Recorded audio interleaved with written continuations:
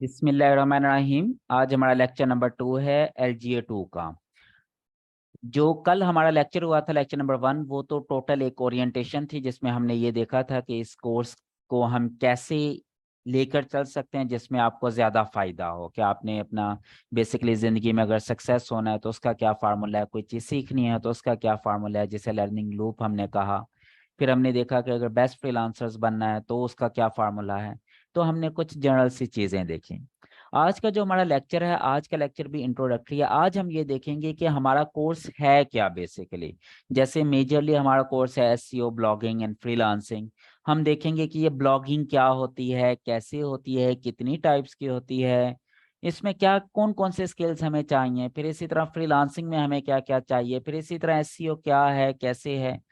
तो ये सारी चीजें आज हम अपने लेक्चर में देखेंगे, ताकि अगर ऐसे बच्चे जिनको बिल्कुल नॉलेज नहीं है एसईओ, ब्लॉगिंग एंड फ्रीलांसिंग का, तो उन्हें भी पता चल जाए कि ये क्या चीज है और कैसे होती है, फिर हमने इस कोर्स में क्या क्या चीजें कवर करनी है उससे रिलेटेड।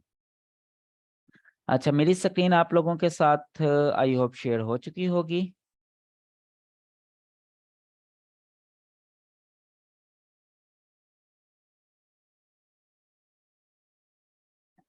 अच्छा,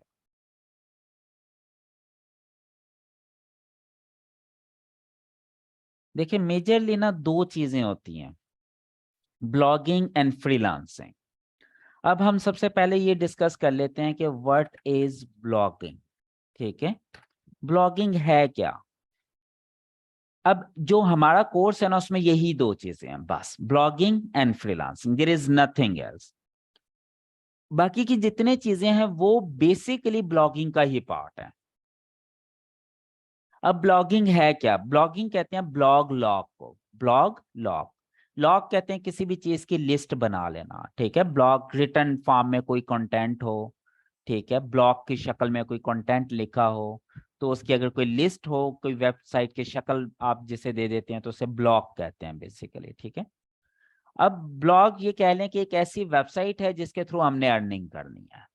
अब एक एग्जांपल लेता हूँ, कोई भी वेबसाइट रैंडमली मैं ओपन कर लेता हूँ, चलें जी, प्रो पाकिस्तानी डॉट पी के, ये एक पाकिस्तानी ब्लॉग है, टेलको से रिलेटेड, टेलीकॉम कंपनी से रिलेटेड।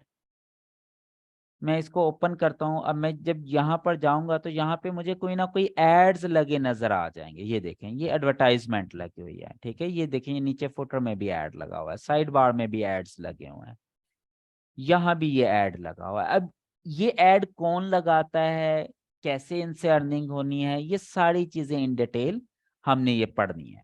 चलें जी, बेसिकली ये एक ऐसी वेबसाइट है जो ब्लॉग है, जिसके ऊपर इस वेबसाइट की एडमिन कंटेंट लिखती है, ब्लॉग लिखती है और पब्लिश कर देती है। जैसे ये कोई इमाद अली जान बेसिकली राइटर होगा, ऑथर होगा इस वेबसाइट का, और उन्होंने ये एक आर्टिकल लिख दिया और पब्लिश कर दिया, दैट्स इट। और इसके ऊपर ये देखें गूगल ने अपने एड्स भी लगाए हैं। ओके, अब होता क्या है इसकी मैं एक आपको एग्जांपल देता हूँ। सबसे पहले, आपका एक घर है कमर्शियल जगह पर, आपके घर की एक दीवार है जो मेन रोड की तरफ है। एक कंपनी आती है, वो कहती है कि जी हम आपकी दीवार पर पूरी वॉल के ऊपर अपना बोर्ड लगाना चाहते हैं, एडवर्टाइजिंग बोर्ड।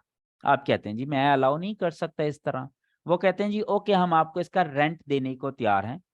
फॉर एग्जाम्पल एक एग्जाम्पल देता हूँ, वो कहते हैं जी okay, take 50,000 rupees per month, अपनी वॉल के ऊपर हमें हमारी कंपनी का एडवर्टाइजिंग बोर्ड लगाने थे। आप कहते हैं जी ओके ठीक है, आपका एक एग्रीमेंट हुआ, आपने उन्हें अपनी दीवार, अपनी वॉल रेंट आउट कर दी कि ठीक है जी आप अपनी कंपनी का एडवर्टाइजिंग बोर्ड हमारी दीवार पे लगाएं और इसके अगेंस्ट हम आपसे इतने पैसे लेंगे। अब कंपनी आपको पे क्यों कर रही है, क्योंकि भाई उनकी एडवर्टाइजमेंट हो रही है, वहां कोई रशी एरिया होगा, कुछ लोगों ने गुजरना होगा, उनकी नजर वहां पे पड़ेगी, उनकी एडवर्टाइजमेंट होगी। This is the source of advertisement. अब बेसिकली एडवर्टाइजर को क्या फायदा हो रहा है, उसे क्लाइंट मिल रहा है। एडवर्टाइजर को, जो बंदा जिसने वो बोर्ड लगवाया अपना, उसे क्लाइंट मिलेगा ना, उसका बिजनेस इनहांस होगा। जब उसका बिजनेस रेवेन्यू बढ़ेगा तो वो डेफिनेटली उसके लिए कुछ कॉस्ट पे करने को तैयार हो जाएगा। यही काम आपकी वेबसाइट के साथ होता है। वेबसाइट में आपने एक आर्टिकल पब्लिश किया, उसमें कुछ जगह, थोड़ी सी जगह गूगल कहता है मुझे दे दो रेंट पर। अब एक तो जो आप रेंट पे देते हैं वो तो फिक्स होता है ना, कि भाई मैंने महीने के इतने पैसे लेने हैं, चाहे एक बंदा देखे, चाहे 1 लाख देखे, चाहे 1 करोड़ देखे, चाहे आपको बिजनेस हो ना हो, डजेंट मैटर। ये तो है सिंपल एडवर्टाइजमेंट। एक है स्मार्ट मार्केटिंग, स्मार्ट एडवर्टाइजमेंट, जैसे गूगल करते हैं। गूगल कहता है जी मुझे अपनी वेबसाइट में जगह दे दो, मैं अपनी किसी भी पार्टनर कंपनी का बैनर लगाऊंगा, लेकिन आपको मैं कोई मंथली या कोई इस तरह से पे नहीं करूंगा। मैं इस तरह से पे करूंगा कि जितने ज्यादा विजिटर आपकी वेबसाइट पे आएंगे, जितनी ज्यादा ट्रैफिक आपकी वेबसाइट पर आएगी, उतना ज्यादा मैं आपको पे करूंगा। जैसे फॉर एग्जांपल सेम साइज की एक स्लॉट ले ली गूगल ने दो डिफरेंट वेबसाइट से। अगर एक वेबसाइट की ट्रैफिक कम है तो उस वेबसाइट को वो कम पे करेगा गूगल। अगर एक वेबसाइट की ट्रैफिक ज्यादा है तो गूगल उसको ज्यादा पे करेगा। ये एक जनरल सा अभी मैं सिनेरियो बता रहा हूँ। अभी इसमें और भी काफी सारे कॉम्प्लेक्स पैरामीटर हैं, लेकिन अभी मैं आपको एक लेमैन की तरह समझा रहा हूँ कि भाई आपकी अपनी वेबसाइट है, आपने अपनी वेबसाइट लॉन्च की, गूगल ने आपसे थोड़ी सी जगह रेंट पर ली, वहां पे उसने बैनर लगाया और उसके अगेंस्ट आपको पैसे पे करना शुरू कर दिया। मेरी बात फॉलो कर रहे हैं? This is simple blogging. अब जिस बंदे ने अपना एडवर्टाइजमेंट करवानी है वो क्या करता है, वो गूगल से कांटेक्ट करता है, वो गूगल को पे करता है अपनी एड्स लगाने का। गूगल अपना कमीशन कुछ अपनी जेब में रखता है और कुछ पैसे वेबसाइट ऑनर को दे देते हैं। ये इसी तरह ही है जैसे प्रॉपर्टी डीलर्स होते हैं। प्रॉपर्टी डीलर का पता है आप सबको? वो क्या करते हैं प्रॉपर्टी डीलर? अगर आपने कोई अपना घर बेचना है या इवन अपना घर कोई रेंट पर देना है, तो आप प्रॉपर्टी डीलर को कहते हैं कि यार ये मेरा एक घर है, इसकी ये स्पेसिफिकेशंस हैं, इतनी मेरी डिमांड है रेंट की, अगर कोई आए तो रेंट पर इसे दे देना। अब जिस बंदे को घर चाहिए होता है रेंट के लिए, वो क्या करता है, वो भी प्रॉपर्टी डीलर के पास जाता है। अब प्रॉपर्टी डीलर एक कमीशन एजेंट के तौर पे काम करता है। वो दोनों साइड से अपना कमीशन लेता है और दोनों पार्टियों को आपस में कनेक्ट करवा देता है। यानी कि जो किराए का घर ढूंढ रहा होता है और जो किराए का घर देना चाहते हैं, उन दोनों को कनेक्ट करवा के दोनों की जरूरत पूरी कर देते हैं। जो किराए का घर ढूंढ रहा है उसका घर मिल जाता है, जो अपना घर किराए पे देना चाह रहा है उसका घर रेंट आउट हो जाता है। अब प्रॉपर्टी डीलर जो है ना, वो कमीशन एजेंट के तौर पे काम किया। उसने कहा भाई, एक एग्जांपल दे रहा हूँ कि 10,000 मैं आपसे लूंगा आपको घर दिलवाने का, और 10,000 मैं आपसे लूंगा आपका घर रेंट आउट करवाने का। एग्जैक्टली यही काम गूगल करता है एक कमीशन एजेंट का। आपने कहा जी ओके मेरा बजट है 1 लाख रुपए, मैंने 1 लाख रुपए की एडवर्टाइजमेंट करनी है। गूगल कहता है जी ओके गिव मी 1 लाख। अब गूगल वो अपनी जेब में रखता है और उसका कुछ परसेंट, फॉर एग्जाम्पल 60 या 70% आगे वेबसाइट ऑनर्स को पे करके उनकी एडवर्टाइजमेंट कर देता है। 40% एक एग्जाम्पल के तौर पे गूगल अपनी जेब में रख लेता है। तो this is what blogging is. इस तरह से बेसिकली ब्लॉगिंग का कंसेप्ट है। अब आपको शायद थोड़ा सा आइडिया हो रहा होगा कि ऐसे लोग जो अपनी वेबसाइट बनाकर पैसा कमाते हैं, वो पैसा एक्चुअल में कमाते कैसे हैं। उन्होंने वेबसाइट बनाई और उन्होंने अपनी जगह गूगल को रेंट आउट कर दी। गूगल ने अपनी किसी पार्टनर कंपनी की एडवर्टाइजमेंट उठाई, आपकी वेबसाइट पर लगा दी। अब उन पर एडवर्टाइजमेंट कहां से आई, वो किसी थर्ड पार्टी बंदे ने दी। ठीक है, जैसे फॉर एग्जाम्पल अगर मैं यहां पर सेल बाबा की एग्जाम्पल ले लेता हूं, तो मैं आपको, अब ये सेल बाबा एक वेबसाइट है जिस भी बंदे ने बनाई। अब उसने क्या किया, इस वेबसाइट पर कुछ जगह गूगल को रेंट आउट कर दी। अब जैसे ये देखें, ये एक जगह थी, इस पे ये देखें एड चल रही है। ठीक है, अब इसी तरह ये नीचे भी एक एड लगी हुई है। ठीक है, readthisstuff.com कोई कंपनी है कनाडा के लिए, कंसल्टेंसी दे रही है। इसी तरह ये एक नीचे भी ऐड लगी हुई है डेना डॉट की। ठीक है, यहाँ भी एक ऐड लगी हुई है, यहाँ पे भी एक ऐड लगी हुई है। अब बेसिकली क्या हुआ कि ये जगह बेसिकली गूगल को रेंट आउट कर दी सेलबाबा.com ने। अब जो ये कंपनी है डू प्राइम, अब इसने गूगल से राब्ता किया होगा कि भाई मुझे एडवर्टाइजमेंट करवानी है। गूगल ने कहा ठीक है जी, आप इतने पैसे दे, मैं एडवर्टाइजमेंट कर देता हूँ। और गूगल के पास लाखों वेबसाइट्स रजिस्टर्ड हैं जो अपनी अपनी जगह रेंट पर देने के लिए तैयार है। You getting my point? अब जैसे सेल बाबा ने अपनी जगह दी और एडवर्टाइजमेंट मिल गई, अब जितनी ज्यादा ट्रैफिक इस वेबसाइट पे आएगी, जितने ज्यादा लोग इस एड को देखेंगे, जितने ज्यादा लोग इस एड पर क्लिक करेंगे, उतनी ज्यादा अर्निंग सेलबाबा.com की होगी। Simple is that. लेमैन में मैंने आपको समझा दिया। अब हम क्या कर रहे हैं, एज ए ब्लॉगर हम अपनी वेबसाइट्स बनाते हैं, गूगल एडसेंस से अप्रूव करवाते हैं, अपनी जगह रेंट आउट करते हैं, हम गूगल को कहते हैं भाई आए और अपनी एड लगाएं हमारी वेबसाइट पर, और हम अपनी वेबसाइट को रैंक करते हैं ताकि ज्यादा से ज्यादा ट्रैफिक आए। जितनी ज्यादा ट्रैफिक आएगी हम गूगल से उतना ही ज्यादा पैसा ले रहे होते हैं। अब हमें पे कौन करता है? डायरेक्टली google.com, गूगल पे करता है, गूगल की कंपनी पे करती है यूएसए से। ये चीज तो समझ लगी। ये सिंपल, ये जो प्रोसेस है ना, इसको हम ब्लॉगिंग कहते हैं। अब ब्लॉगिंग में और भी डिफरेंट टाइप्स हैं। क्या सिर्फ गूगल ही एक कंपनी है? नहीं, इस तरह की बेतहाशा और भी कंपनीज हैं, लेकिन गूगल सबसे अच्छा पे करती है। इसी तरह फिर एफिलिएट्स की कंपनीज हैं, Amazon is one of the best affiliate company. इसी तरह और बहुत सारी हैं। तो ये सारी चीजें हम अभी स्टेप बाय स्टेप देखेंगे इंशाल्लाह। What is the best way for get AdSense approval? जब वक्त आएगा भाई आपको बता दिया जाएगा कि बेस्ट वे क्या है। ये चीज समझ लग गई है अभी तक आपको कि ब्लॉगिंग है क्या चीज?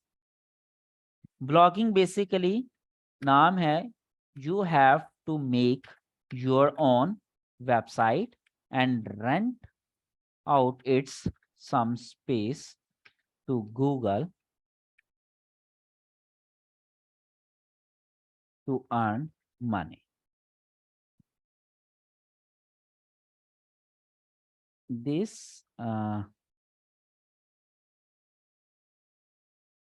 This is known as Google AdSense. इसे गूगल एडसेंस भी कहते हैं। यहां तक समझ लग गई? यहां तक कोई प्रॉब्लम? यहां तक तो कोई इश्यू नहीं है ना? आपको बेसिक गूगल वर्किंग का पता चल गया, ब्लॉगिंग क्या है, कैसे काम करती है। ओके। अब मेन चीज ये है कि ब्लॉगिंग करनी है, हमने पैसा कमाना है, तो हमें कौन कौन से स्किल आनी चाहिए।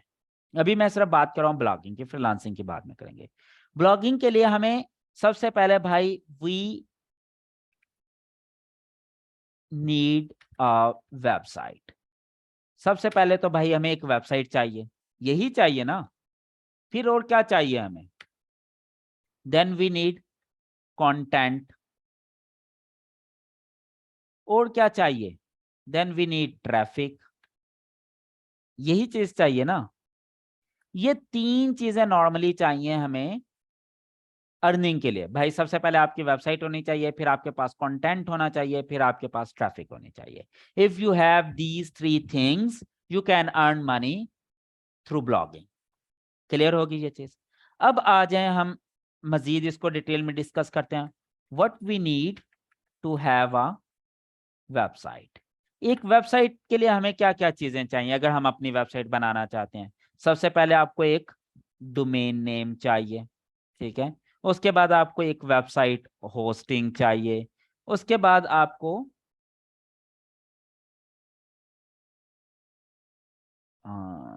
वेबसाइट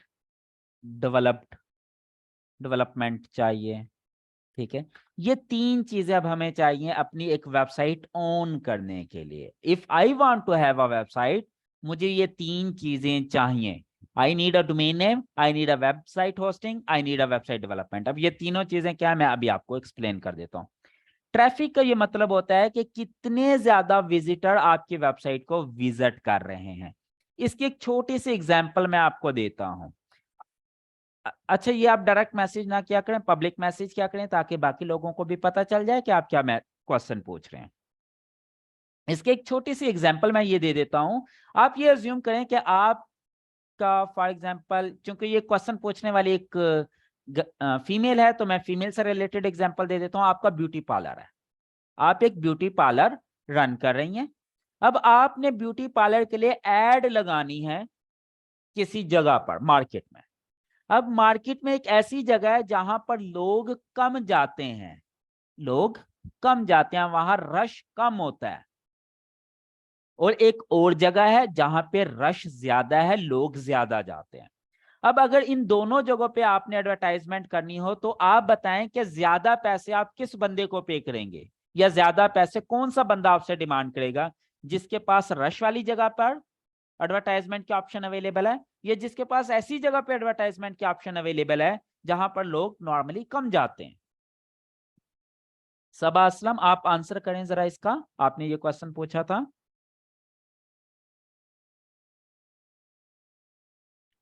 बाकी लोग भी आंसर कर सकते हैं। 60+ लोग इस वक्त लाइव हैं, बट स्ट्रेंज, कोई बंदा आंसर करने को तैयार नहीं है, पता नहीं किस चीज का खौफ है आपको। खौफ नहीं होना चाहिए, ज्यादा से ज्यादा क्या होगा, आंसर गलत हो जाएगा। अब आना शुरू है, गुड जी, बिल्कुल रश वाली जगह पर पैसे ज्यादा लगेंगे। अब इसका क्या मतलब है कि जिस बंदे के पास ऐसी जगह है जहां पे ज्यादा लोग जाते हैं तो उसकी अर्निंग ज्यादा होगी ना, वो ज्यादा पैसे ले रहा है आपसे। You getting my point? वहां पे ट्रैफिक ज्यादा है। इसी तरह अगर आपकी वेबसाइट के ऊपर ट्रैफिक ज्यादा है, आपकी वेबसाइट के ऊपर विजिटर ज्यादा है, आपकी वेबसाइट को ज्यादा लोग यूज करते हैं, ज्यादा लोग आपकी वेबसाइट के यूजर हैं, तो आपकी अर्निंग ज्यादा होगी। अगर आपकी वेबसाइट पे कोई बंदा ही नहीं जाता, न्यू वेबसाइट है, किसी को पता ही नहीं है, रैंकिंग ही नहीं है, कोई बंदा नहीं है आपकी वेबसाइट पे, तो आपकी क्या अर्निंग होगी? जीरो। गूगल विल नॉट पे यू। गूगल कहेगा भाई आपके पास तो ट्रैफिक ही नहीं है। जब ट्रैफिक नहीं है तो गूगल आपको क्यों पे करे? मेरी बात समझ लग गई?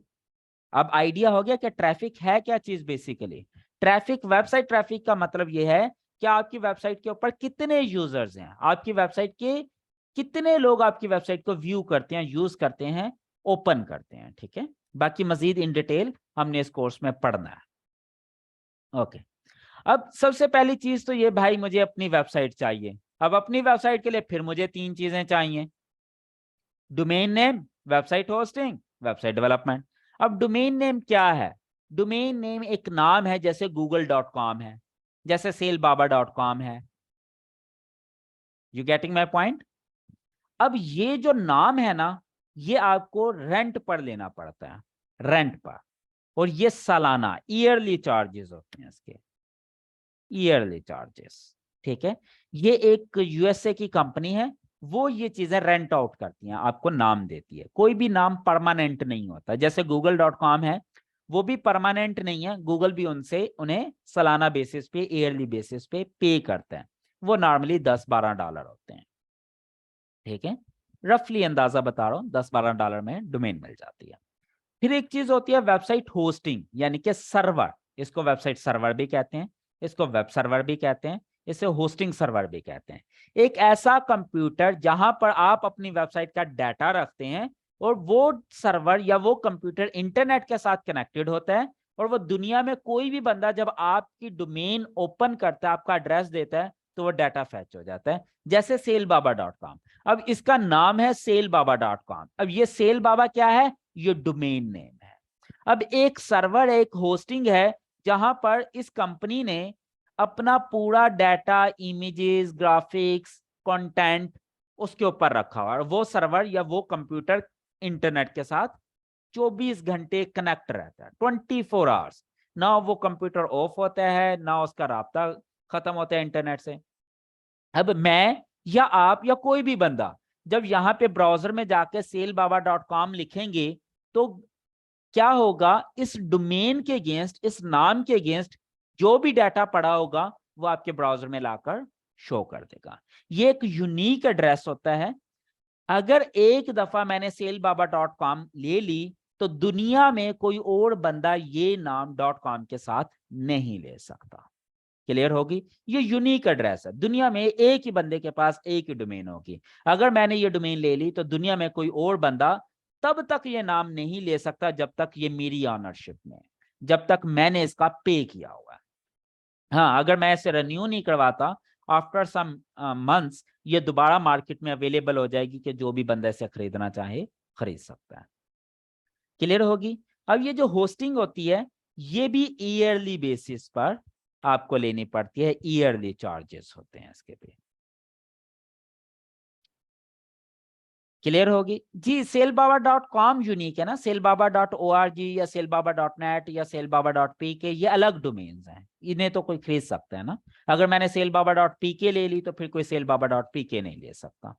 ओके जी, ये चीज समझ लगी। अब ये वो चीजें हैं जो कल भी आपको याद होगा, मैंने आपको कहा था कि भाई आप अभी से अपने पैसे जोड़ना शुरू कर दें, क्योंकि वेबसाइट होस्टिंग आपने खरीदनी है।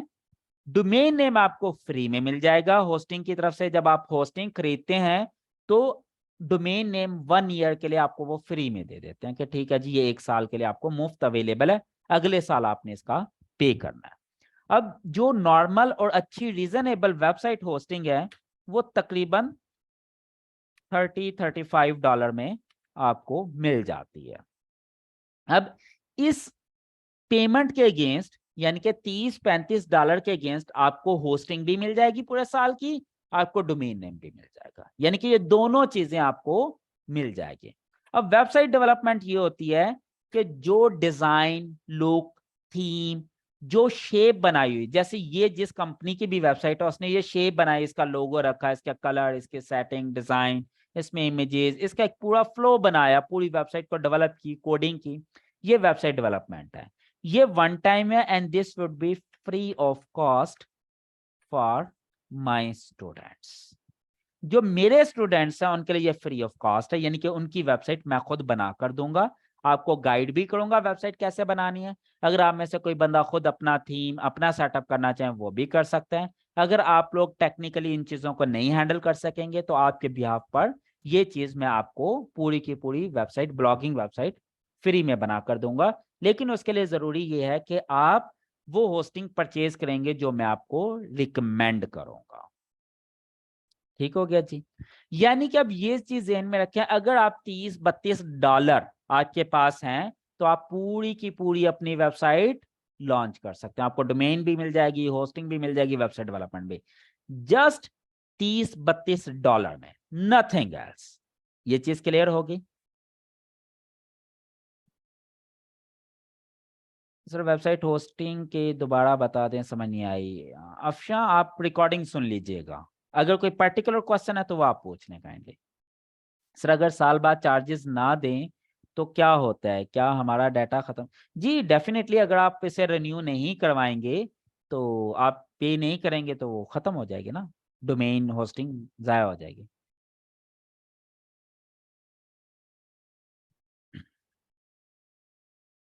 जी जिन्होंने ऑलरेडी होस्टिंग ले रखी है और वेबसाइट भी बना रखी है उन्हें तो जरूरत नहीं है ना, फिर उन्हें तो टेंशन की जरूरत नहीं है बिल्कुल भी। वकास अगर मैं आपके क्वेश्चन का आंसर नहीं कर रहा तो इसका मतलब ये है कि वो क्वेश्चन अभी पूछने वाला नहीं है। अभी ये वक्त नहीं है कि कितनी मिनिमम ट्रैफिक होनी चाहिए, ये होना चाहिए, वो जब बाद में मैं पढ़ाऊंगा तो आपको ये चीजें पता चल जाएंगी। एडवांस क्वेश्चन नहीं काइंडली कोई पूछना। दूसरे नंबर पे हमें क्या चीज चाहिए? कंटेंट। अब आपको ये पता चल गया कि भाई ब्लॉगिंग के लिए मुझे 3 चीजें चाहिए। क्या? आई need a website, I need a content, I need traffic. अब वेबसाइट के लिए फिर क्या चाहिए? उसके लिए फिर अगेन 3 चीजें चाहिए, डोमेन, होस्टिंग, वेबसाइट डेवलपमेंट। हमने देखा अगर आप होस्टिंग खरीदते हैं डोमेन आपको फ्री में मिल जाएगी और वेबसाइट मैं आपको बना दूंगा। अगर आप खुद बनाना चाहते हैं, सीख लेते हैं, तो आप खुद भी बना सकते हैं। कोई पेड प्रीमियम थीम प्लगइन्स चाहिए जो मेरे पास अवेलेबल है वो भी मैं आपको दे दूंगा। अगर आपने मेरा थीम यूज करना है जो मेरा कस्टम डेवलप्ड है तो वो भी आप यूज कर सकते हैं, उसके कोई चार्जेस नहीं है। ओके उसके बाद फिर आ जाती है सेकंड चीज, दैट इज कंटेंट। कि भाई अब वेबसाइट बन गई, आपने होस्टिंग खरीदी, डोमेन मिल गई, वेबसाइट डेवलप हो गई, अब क्या करना है? वेबसाइट डेवलपमेंट जब होती है वो तो एक एम्प्टी होती है, खाली वेबसाइट होती है, उसमें कंटेंट तो नहीं होता। ये तो ये समझ लें आपने प्लॉट खरीद लिया, होस्टिंग इज अ प्लॉट, उसके ऊपर वेबसाइट बन गई। अब आपने उसके ऊपर पूरा एक घर बनाना है, आप क्या करेंगे? उसके अंदर कंटेंट डालेंगे। ठीक है, अब कंटेंट के लिए आपको फिर अगेन क्या चीज चाहिए? Just you should be able to write a blog. आप इस काबिल होने चाहिए कि आप ब्लॉग राइट कर सकें, कंटेंट लिख सकें। ये बात समझ लग गई आपको कि भाई अगर आपको थोड़ी सी भी इंग्लिश आती है तो आप कंटेंट लिख सकते हैं। There are so many different methods to write content. वो चीजें हम इन डिटेल पढ़ेंगे कंटेंट राइटिंग वाले कोर्स में। और बेसिक जो कंटेंट राइटिंग है कि भाई आपके ब्लॉग में क्या होना चाहिए, क्या नहीं होना चाहिए, वो हम इस कोर्स में भी कवर करेंगे, इस कोर्स में भी कवर करेंगे। और एडवांस पूरे का पूरा अगर अलग कोर्स करना है तो वो कंटेंट राइटिंग का कोर्स है, जो कि इंशाल्लाह 2 महीने का कोर्स होगा, टोटल 2000 फीस होगी उसकी, नथिंग एल्स। अच्छा अब आपको ब्लॉग राइटिंग आनी चाहिए। अगर आपकी इंग्लिश बिल्कुल जीरो है, if you think you are not even able to write a single sentence, तो भाई फिर आप यूट्यूब चैनल पे जाएं, लर्न विद जीए ओपन करें, यहाँ पे पूरा एक इसकी प्लेलिस्ट में जाएं, प्लेलिस्ट में जाकर यहाँ पर देखें, ये इंग्लिश का कोर्स पड़ा हुआ है, नजर आ रहा है, ये इंग्लिश बेसिक कोर्स है, इसमें टोटल कोई 30-35 लेक्चर्स हैं। जाएं, आज ही सुनना शुरू कर दें, 100% फ्री कोर्स है ये, 1 रुपया फीस नहीं है। ये इंग्लिश बेसिक कोर्स है जो तमाम बच्चों को बेसिक इंग्लिश आनी चाहिए, ना कि सिर्फ इस कोर्स के लिए या ना कि सिर्फ ब्लॉगिंग के लिए। अगर आपने फ्रीलांसर बनना है तब भी आपको इंग्लिश टाइपिंग राइटिंग इतनी आनी चाहिए कि आप अपने गोरे क्लाइंट के साथ चीजें डिस्कस कर सकें। ये बेसिक चीजें सीख लें, उसके बाद अगर एडवांस सीखना होगा तो आप कंटेंट राइटिंग वाला कोर्स ज्वाइन कर सकते हैं। इसके लिए एक्सपेंस क्या होगा? What would be your expense? 0। क्यों? क्योंकि you have to write it yourself, ये आपने सीखना है। अच्छा, कुछ चीजें ऐसी होंगी जो आपको पैसों से खरीदनी पड़ेंगी इन एनी केस, और कुछ चीजें ऐसी होंगी जो आपने खरीदनी नहीं है, वो आपने खुद मेहनत करके चीजें सीखनी है और सीख के उस पर काम करना है। जैसे कंटेंट राइटिंग, मैं कभी नहीं आपको रिकमेंड करूंगा कि आप जाएं और लोगों से कंटेंट लिखवाएं एज ए स्टार्टर। हाँ, जब आप एक्सपर्ट हो जाएं, कंपनी बन जाए, फिर चाहे आप 10 बंदे रखें, 20 रखें, उनसे काम करवाएं, डजंट मैटर। लेकिन स्टार्ट में एक दफा सारी चीजें आपने अपने हाथ से गुजारनी है ताकि आप एक्सपर्ट हो जाएं। उसके बाद आप चाहे अपनी टीम हायर करें, टीम बिल्ड करें। क्लियर हो गया? अब तीसरे नंबर पे हमें क्या चीज चाहिए थी? ट्रैफिक। भाई अब ट्रैफिक कैसे आएगी? How can I grab traffic on my website? अब ये आप खुद मुझे बताने की कोशिश करें कि मैं अपनी वेबसाइट पे विजिटर्स कैसे लेकर आऊंगा। If hosting domain is about to expire and want to get new hosting from your link, then जी आप ले लें, आप न्यू होस्टिंग खरीदें। मैं आपको कल या परसों की क्लास में गाइड कर दूंगा होस्टिंग का भी, तो आप लें और उससे खरीदें और पूरी वेबसाइट बनवाएं। लेकिन उसके लिए मैं आपको पहले नीच रिसर्च बताऊंगा, तो कल के लेक्चर का वेट करें। कल के लेक्चर में मैं काफ़ी सारी बेसिक चीज़ें आपको गाइड कर दूंगा, कवर कर चुका हूँ। नीच रिसर्च की तरफ हम मूव करेंगे, उसके बाद फिर हम अपनी वेबसाइट या परचेजिंग की तरफ जाएंगे, उससे पहले नहीं। What is the difference between simple writing and blog writing? भाई छोड़ दें, अभी मैं राइटिंग नहीं पढ़ा रहा। क्या डिफरेंस है ब्लॉग में, आर्टिकल में, एफिलिएट में, कमर्शियल में, इंफॉर्मेशनल में, एजुकेशनल में, गाइड में? अब कोई 20 तरह के कंटेंट है, आपने तो सिर्फ एक सिंपल राइटिंग कह दिया। सिंपल राइटिंग इज नथिंग, ठीक है। अब सिंपल राइटिंग पता नहीं आप किसे कहते हैं, ऐसे राइटिंग को कहते हैं, कमर्शियल राइटिंग को कहते हैं, इंफॉर्मेशनल राइटिंग को कहते हैं, गाइड को कहते हैं, आर्टिकल को कहते हैं, किसको कहते हैं? हर तरह की अलग एक चीज है, लेकिन ये सारी चीजें हम कवर करेंगे, अपना टेंशन है। Using social media like Quora, Medium, okay. एक ऑप्शन चलें जी, let me write down your option. आपने कहा जी सोशल मीडिया से, ओके, कोरा, मीडियम, इनसे, ओके। इसके अलावा एसईओ, ओके। और कहाँ से ट्रैफिक आएगी? एसईओ ब्लॉग इंटरेस्टिंग होना चाहिए, okay. SEO keyword rich content, okay. Publish informational content, social media and SEO, okay. Share data which more interesting for the public through informative content, people interested होनी चाहिए।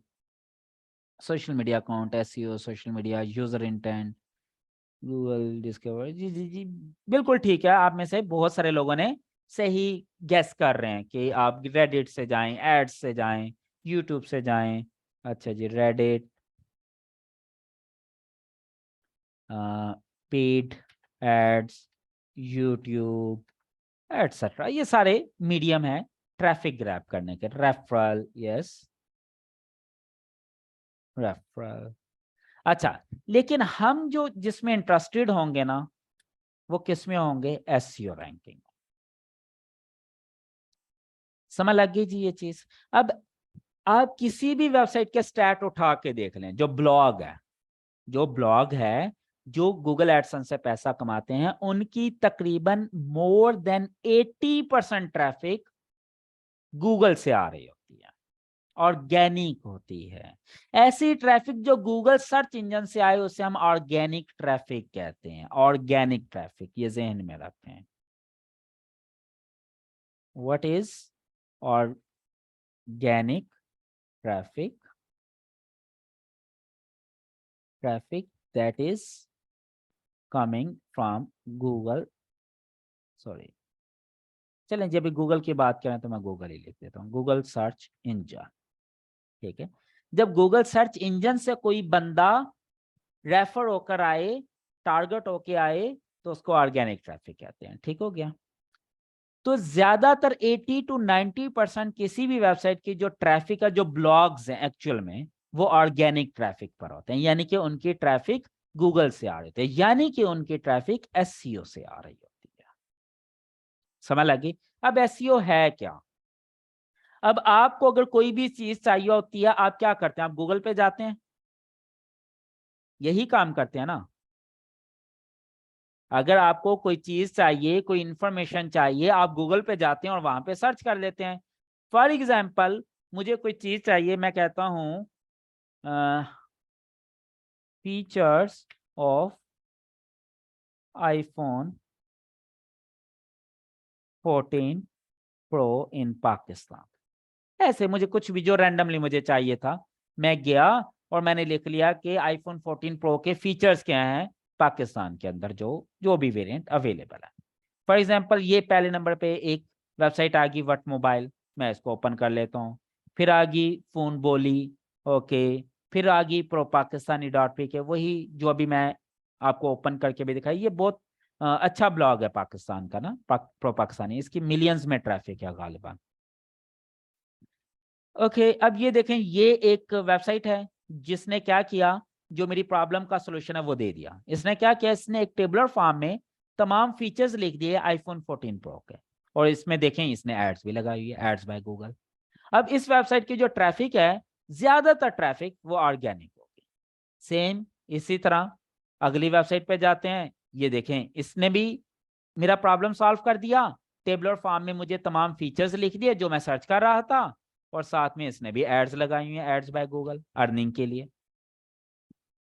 भाई pro Pakistani ने भी यही काम किया, उसने भी सारे फीचर्स, डिटेल, डाटा शाटा सारा कुछ दे दिया, और साथ में उसने एड्स भी चलाई हुई हैं। ठीक है, अब ये कर क्या रहे हैं, ये ऐसा डाटा लिखते हैं जो लोग उनको सर्च कर रहे हैं।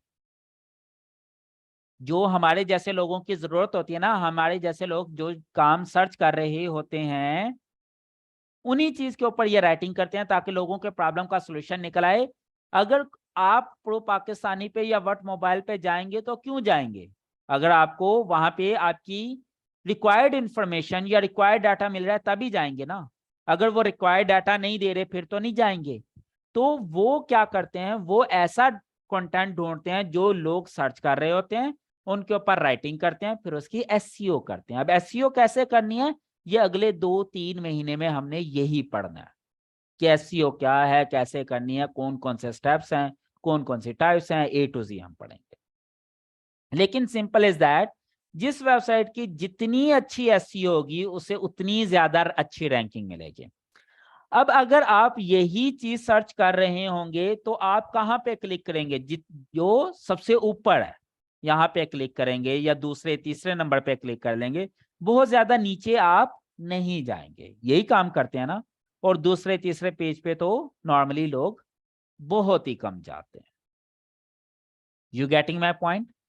तो भाई अगर मेरी ट्रैफिक ज्यादातर आ ही गूगल से रही है, लोग अपना मसला लेकर गूगल के पास जा रहे हैं, और गूगल उन्हें कुछ वेबसाइट्स या ब्लॉग रिकमेंड कर रहा है, तो मैं क्या करूंगा, मैं भी अपने वेबसाइट की, अपने ब्लॉग की इस तरह से रैंकिंग करूंगा या एसईओ करूंगा कि गूगल में वो टॉप पर आना शुरू हो जाए। समझ लग गए हैं? तो ये बेसिकली जो प्रोसेस है ना, ये एसईओ कहलाता है। This is simply SEO, search engine optimization. Basically optimize करना कहते हैं बेहतर करना, इंप्रूव करना, सर्च इंजन की फंक्शनैलिटी को बेहतर करना, सर्च इंजन को बेहतर करना है, यानी कि उसकी रैंकिंग करना।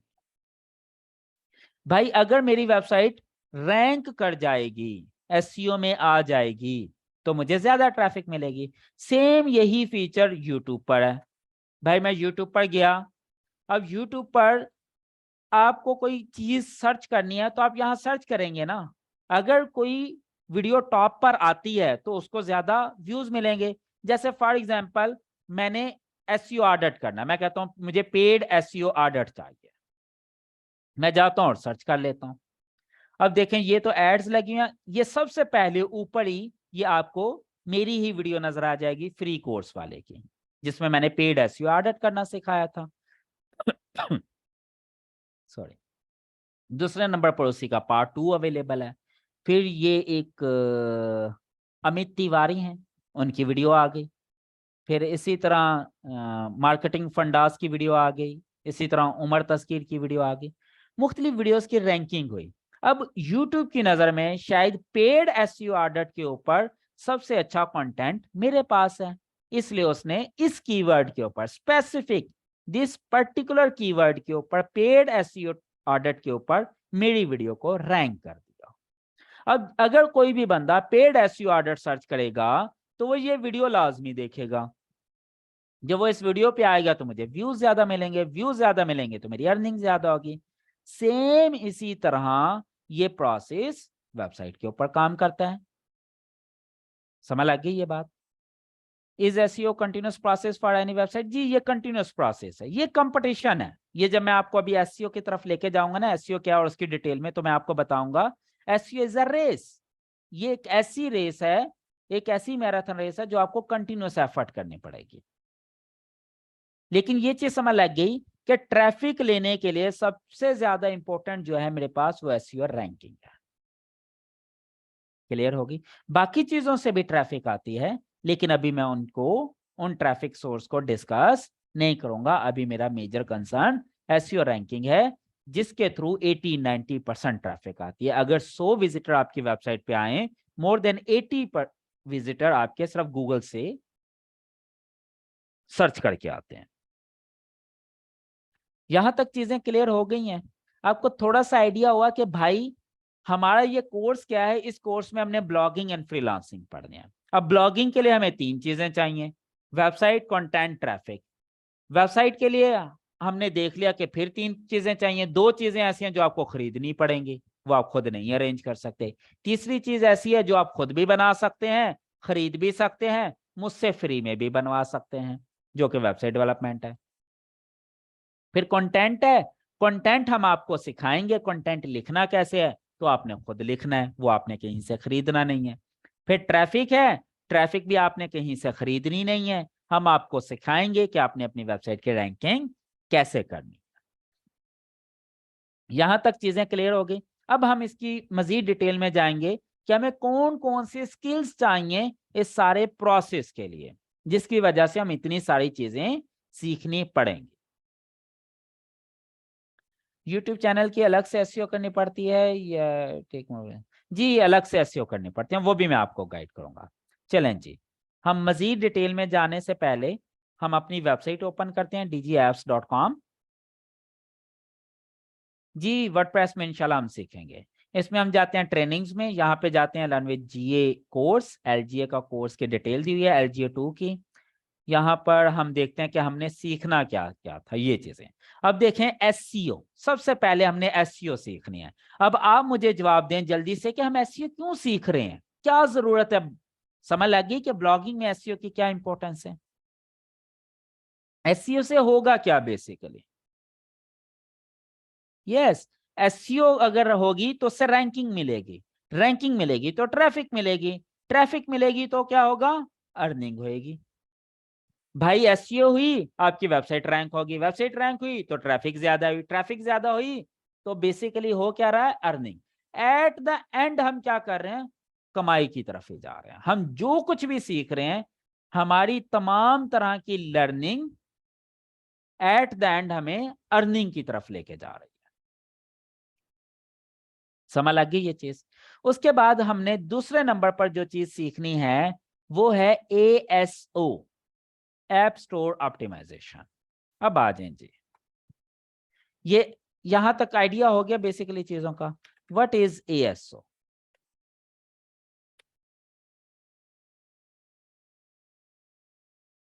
अब मुझे बताएं जी एएसओ क्या है। बेसिकली एसओ जो कहते हैं ना, ओ का जो वर्ड है ना, ये ऑप्टिमाइजेशन है।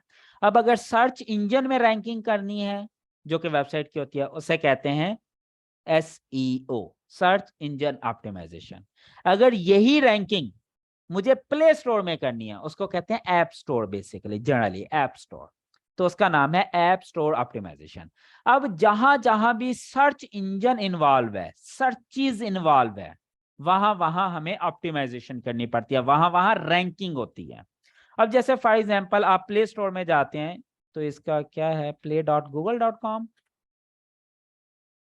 जी, ये मैं प्ले स्टोर में चला गया और यहां पर मैं फॉर एग्जांपल जाकर सर्च करता हूं, अगर कोई भी मुझे ऐप चाहिए, सर्च वाला कहाँ है जी, अच्छा ये apps।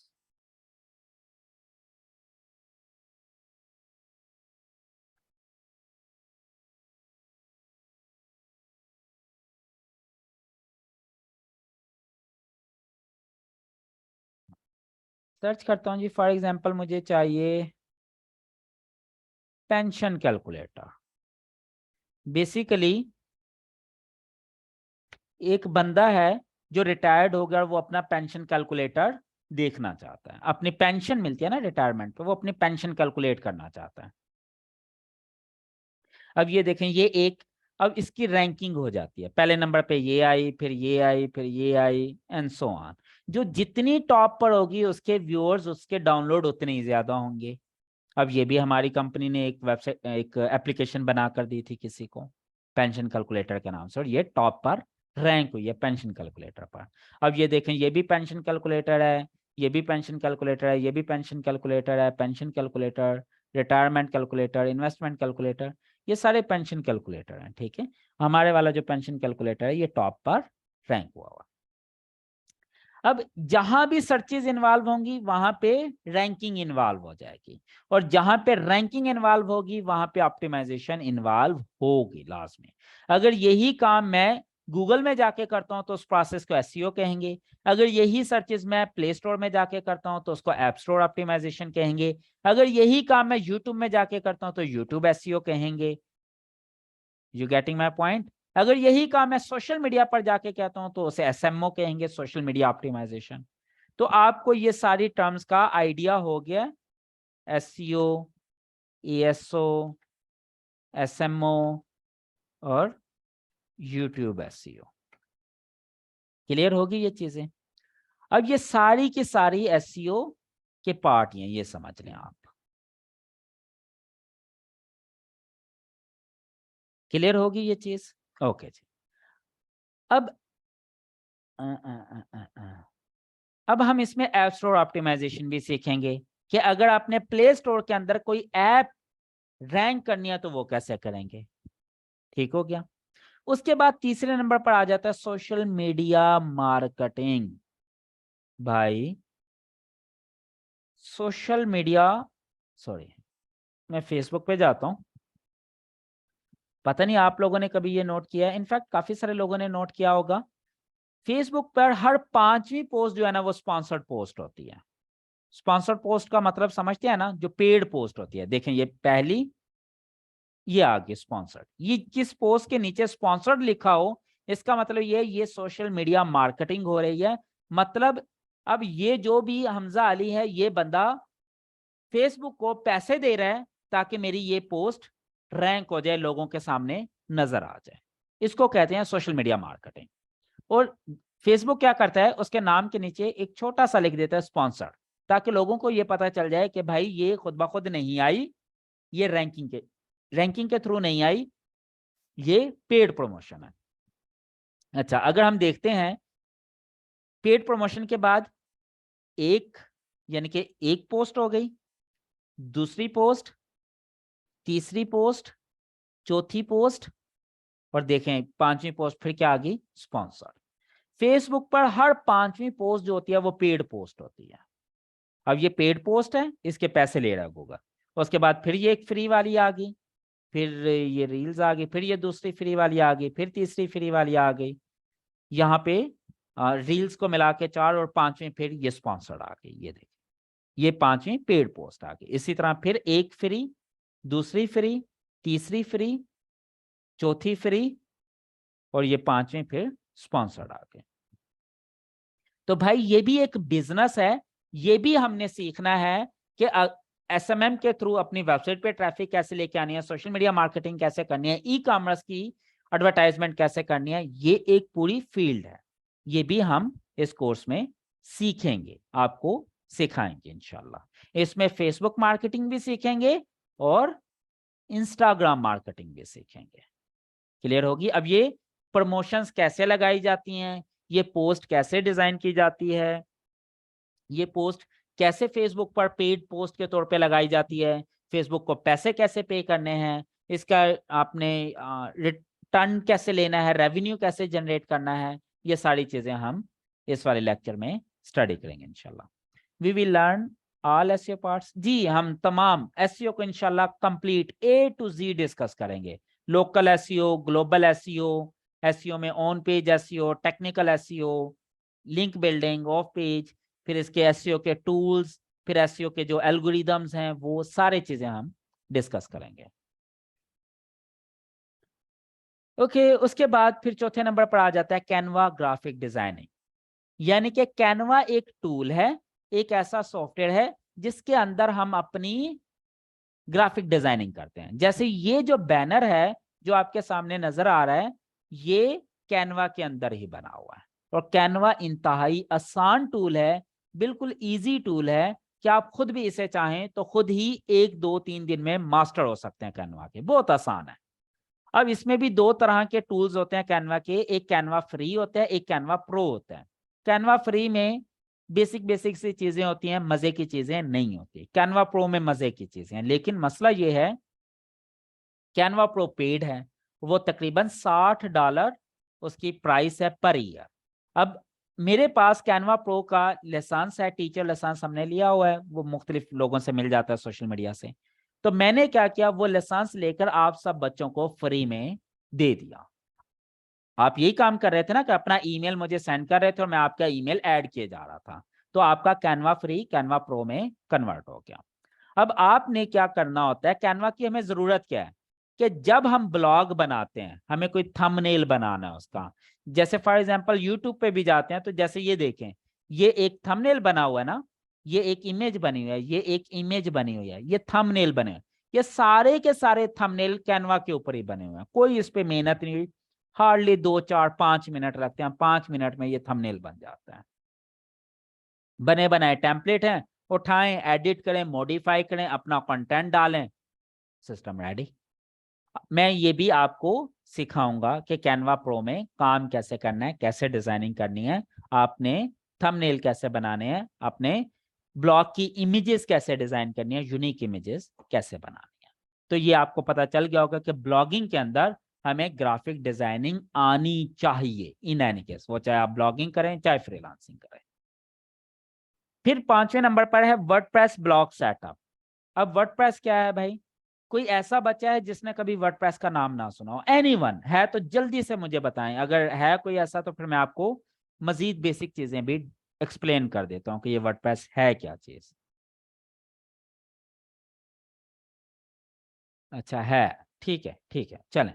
यानी कि यहाँ पे कुछ बच्चे ऐसे हैं जो बिल्कुल जीरो से स्टार्ट ले रहे हैं। अच्छा जी, वर्डप्रेस है क्या? वर्डप्रेस एक सॉफ्टवेयर है, ये मैं अब लेमैन लैंग्वेज में बता रहा हूँ। ये एक ऐसा सॉफ्टवेयर है जिसके ऊपर आप ड्रैग एंड ड्रॉप करके माउस से चीजें ड्रैग करके अपनी वेबसाइट बना लेते हैं। ये भी हम सीखेंगे। अब जैसे फॉर एग्जांपल ये वाली वेबसाइट तो वर्डप्रेस में नहीं बनी हुई खैर, लेकिन इस तरह की बहुत सारी वेबसाइट आप वर्डप्रेस में बना सकते हैं। जैसे प्रो पाकिस्तानी थी, ये भी वर्डप्रेस में बनी हुई है। अब वर्डप्रेस एक सॉफ्टवेयर इंस्टॉल करना पड़ता है और उसके ऊपर हम जाकर अपनी वेबसाइट को डेवलप करते हैं।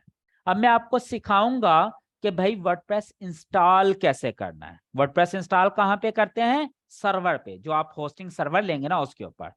तो जब आप अपना सर्वर ले लेंगे, मैं आपको सिखाऊंगा वर्डप्रेस कैसे इंस्टॉल करना है। और अगर आप में से जितने भी बच्चे अपनी वेबसाइट बनाएंगे वो अपना वर्डप्रेस खुद इंस्टॉल करेंगे, इतना आसान है।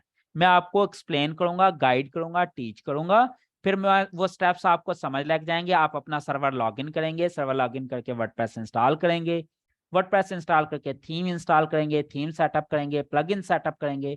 ये सारी चीजें आपने खुद करनी है और बड़ी इजीली आप समझ जाएंगे, सीख जाएंगे।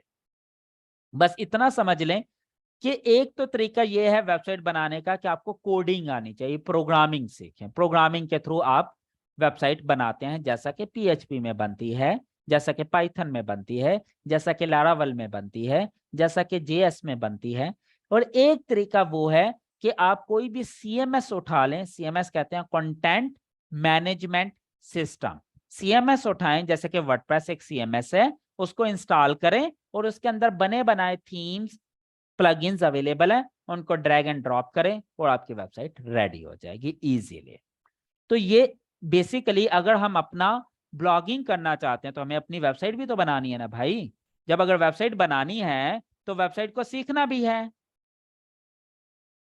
वेबसाइट बनाना सीखना है ना। तो वेबसाइट बनाना सीखने के लिए फिर आपको वर्डप्रेस सीखना पड़ेगा। तो इस कोर्स में मैं आपको इंशाल्लाह वर्डप्रेस भी सिखाऊंगा, इंस्टॉल कैसे करना है, थीम कैसे सेटअप करना है, प्लगइन कैसे सेटअप करना है, थीम प्लगइन को कॉन्फ़िगर कैसे करना है, फिर इसमें SEO कैसे करनी है वर्डप्रेस के अंदर जाकर, कंटेंट कैसे मैनेज करना है, ये सारी चीजें हम इंशाल्लाह इसमें सीखेंगे। फिर छठे नंबर पर है यूट्यूब चैनल। भाई एक चीज होती है blog, blogging, blogging versus vlogging, एक होती है व्लॉग। आइडिया है, ब्लॉगिंग कहते हैं रिटन कंटेंट को, वेबसाइट के अंदर जो कंटेंट लिखा होता है वो ब्लॉग है, और जो आप वीडियो बनाते हैं वो वीलॉग होता है। वीलॉग कहते हैं video log, blog log and video log, B log and video log basically. B for blog, blog कहते हैं रिटन कंटेंट को, वी फॉर वीडियो, जो वीडियो की शक्ल में कंटेंट। जैसे ये मैं एक वीडियो रिकॉर्ड करवा रहा हूं, अब बेसिकली मैं ब्लॉगर भी हूं और वीलॉगर भी हूं, दोनों हूं, क्योंकि मैं रिटन कंटेंट भी लिखता हूं, मेरी वेबसाइट्स भी चलती है और मेरा यूट्यूब चैनल भी है। अब यूट्यूब चैनल पे रिटन कंटेंट तो पब्लिश नहीं करते, यूट्यूब चैनल पे तो आप वीडियो पब्लिश करते हैं ना। तो जब वीडियो पब्लिश कर रहे हैं तो इसका मतलब ये कि वीडियो कंटेंट जनरेट कर रहे हैं। जब अगर आप वीडियो कंटेंट जनरेट करें तो आप क्या कहलाएंगे, वीलॉगर। अगर कोई रिटन कंटेंट जनरेट कर रहा है तो वो कहलाएगा ब्लॉगर। अगर आप वीडियो कंटेंट जनरेट कर रहे हैं, यूट्यूबर हैं, तो आप क्या कहलाएंगे, व्लॉगर। इसको अगर सिर्फ यूट्यूब पे कर रहे हैं तो यूट्यूबर भी कहलाता है।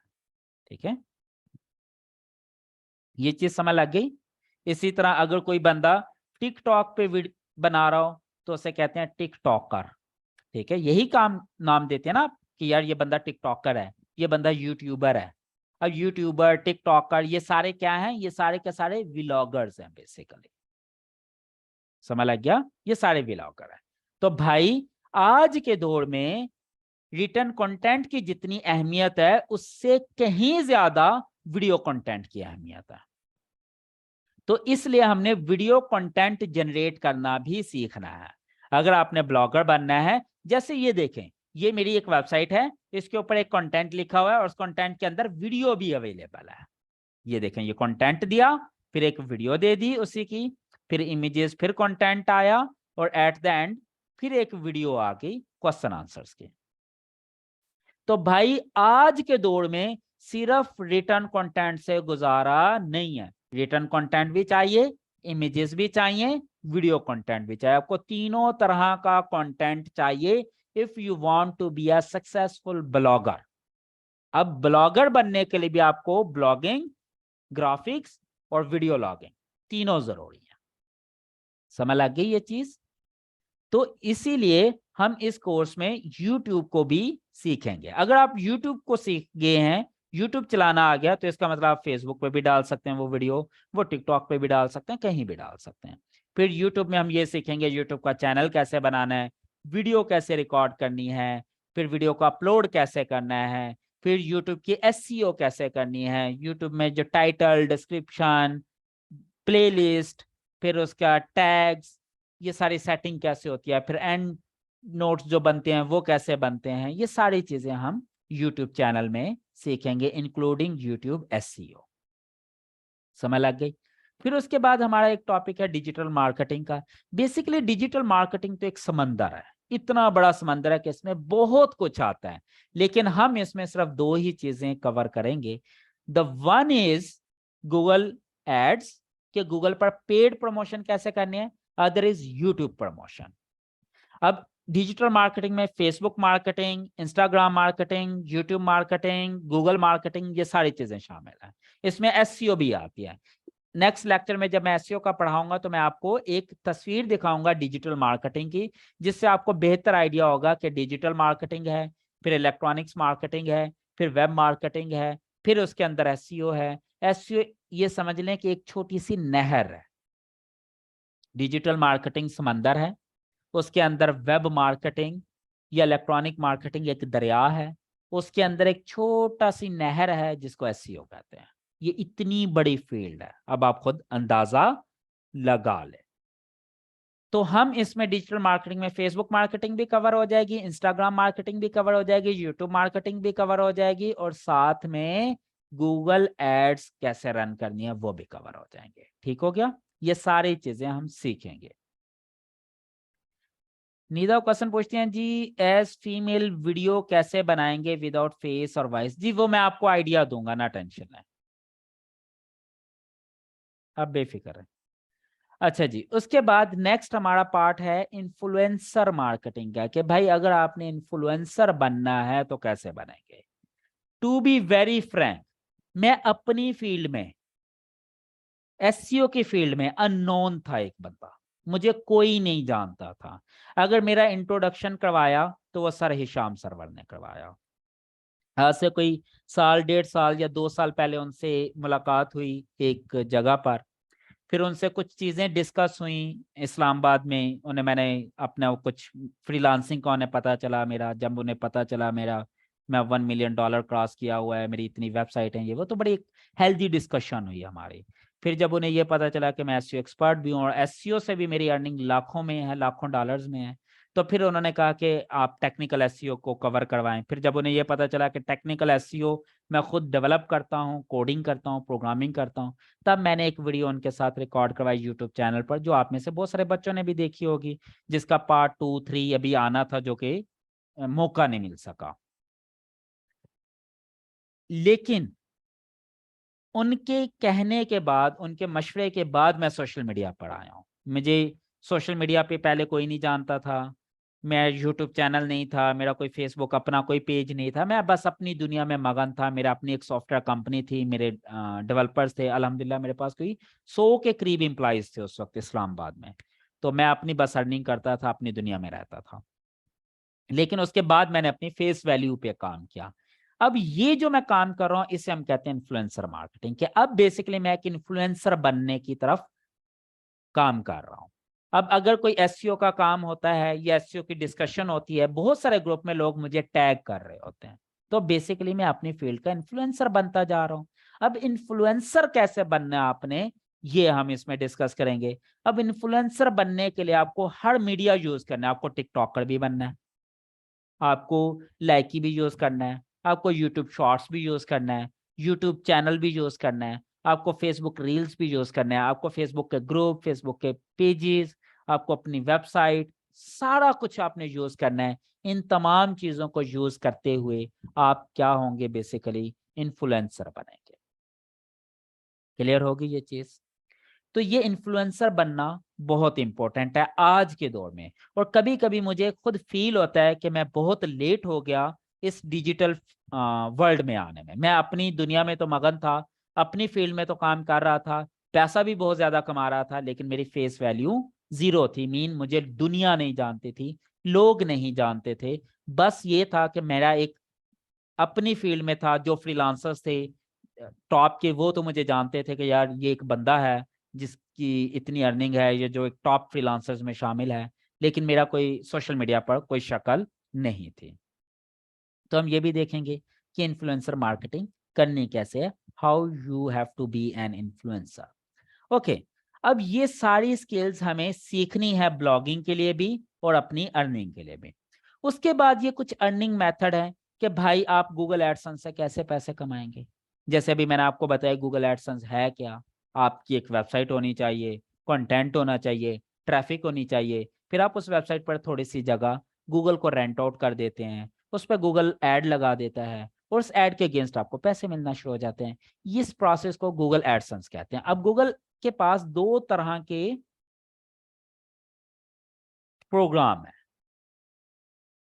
Google programs. The one is Google ads उसे कहते हैं, इसका एक नाम भी था पब्लिशर इसे कहते हैं। एक है गूगल एडसेंस, इसको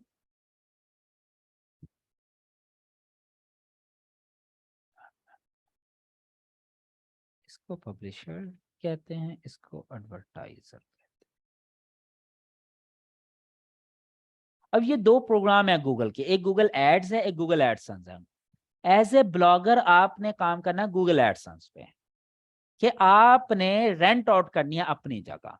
लेकिन अगर आप किसी बिजनेस की प्रमोशन पे काम कर रहे हैं, आप अपने किसी प्रोजेक्ट की प्रमोशन पे काम कर रहे हैं, आप किसी क्लाइंट के साथ काम कर रहे हैं और क्लाइंट कहता है कि भाई ये मेरी ई कॉमर्स की वेबसाइट है, ये मुझे गूगल में प्रमोट करके दें, तो फिर आप क्या बनेंगे, गूगल एड्स पे काम करेंगे एज एन एडवर्टाइजर। अब एज ए पब्लिशर आप क्या कर रहे हैं, आप गूगल से पैसे ले रहे हैं, आप अर्निंग कर रहे हैं। और एज ए एडवर्टाइजर क्या कर रहे हैं, आप गूगल को पे कर रहे हैं, लेकिन पैसे लेंगे कहां से, अपने क्लाइंट से।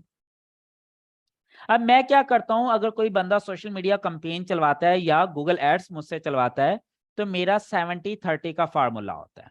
यानी कि फॉर एग्जांपल एक बंदा आया, उसने कहा जी $1000 की कंपेन चलानी है, मैं कहूंगा जी ठीक है, मैं आपके लिए $1000 की कंपेन डिजाइन करूंगा, सेटअप करूंगा, लेकिन गूगल के ऊपर जो कंपेन चलेगी वो $700 की चलेगी। यानी कि मैं आपसे $1000 लूंगा, $300 मैं अपनी जेब में डालूंगा, ये मेरा कमीशन है, ये मेरी अर्निंग है, और $700 मैं आगे गूगल को पे कर दूंगा। ये मैं क्या काम कर रहा हूँ, गूगल एड्स के ऊपर काम कर रहा हूँ एज एन एडवर्टाइजर। अब ये गूगल एड्स कैसे बनाई जाती हैं, कैसे रन की जाती हैं, कैसे एडवर्टाइजमेंट की जाती है, ये हम इस कोर्स में पढ़ेंगे इंशाल्लाह। और हम अर्निंग के लिए जो काम यूज करेंगे, अर्निंग पर्पस के लिए, वो करेंगे गूगल एडसेंस। गूगल एडसेंस क्या है, कैसे अप्रूव करना है, इसकी पॉलिसीज क्या है, इसकी टर्म्स एंड कंडीशंस क्या है, ये सारी चीजें इन डिटेल हम स्टडी करेंगे, आप टेंशन ना लें इंशाल्लाह। क्लियर हो गया। उसके बाद हम पढ़ेंगे Amazon एफिलिएट। अब Amazon एफिलिएट क्या है, मैं आपको थोड़ा सा ये भी एक्सप्लेन कर देता हूं। देखें, अब Amazon क्या करते हैं, Amazon के पास कुछ प्रोडक्ट्स हैं।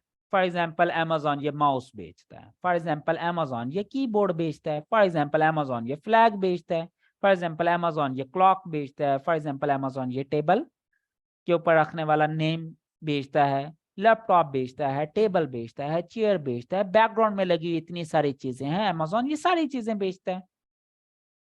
अब इसकी फॉर एग्जाम्पल एक फिक्स प्राइस है, Amazon कहता है, एक एग्जाम्पल ले रहे हैं, दिस इज फॉर $100।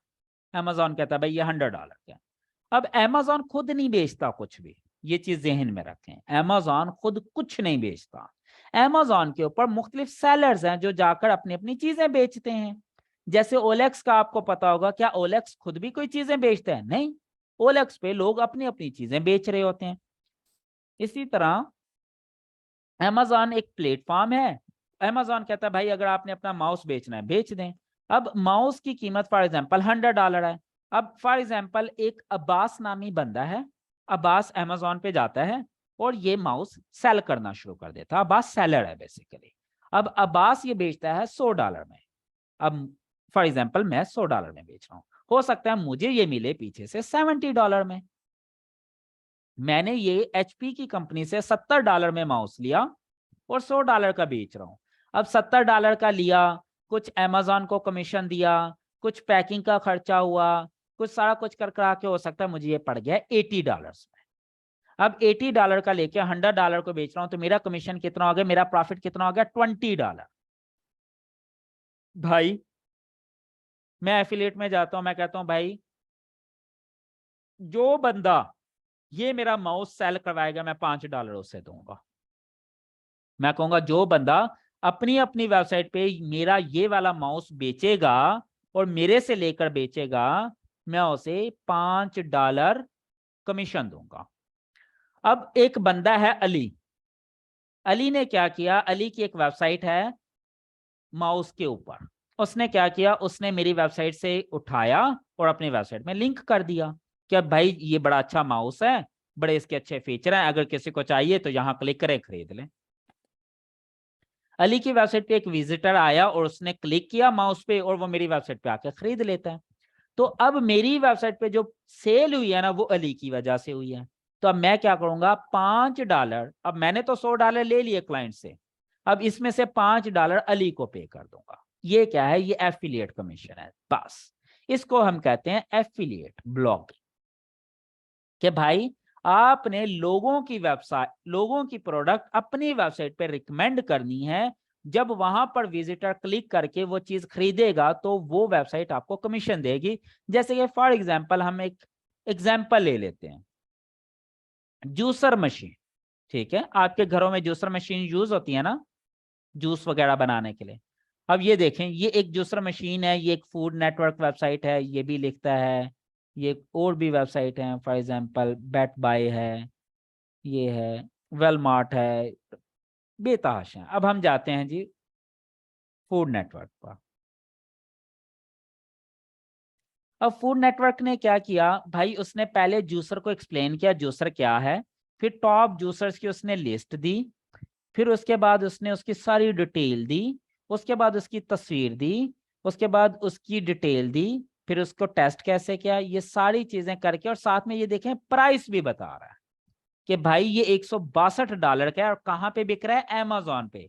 अब फूड नेटवर्क खुद कुछ भी नहीं बेच रहा, ये सिर्फ लोगों का कंटेंट उठा के उसका रिव्यू लिखता है लोगों की प्रोडक्ट का, और वो कहता है जिसने खरीदनी है यहाँ पर क्लिक करे और खरीद ले, बाय इट। अब जैसे मैंने बाय इट पर क्लिक किया, ये देखे मुझे कहां ले गया, Amazon पर। मेरी बात समझ लगी। अब अगर आपने यहां पर जाएं और खरीद लिया, ये $200 का है, तो हो सकता है इसका $8-10 कमीशन इस वेबसाइट को मिल जाएगा।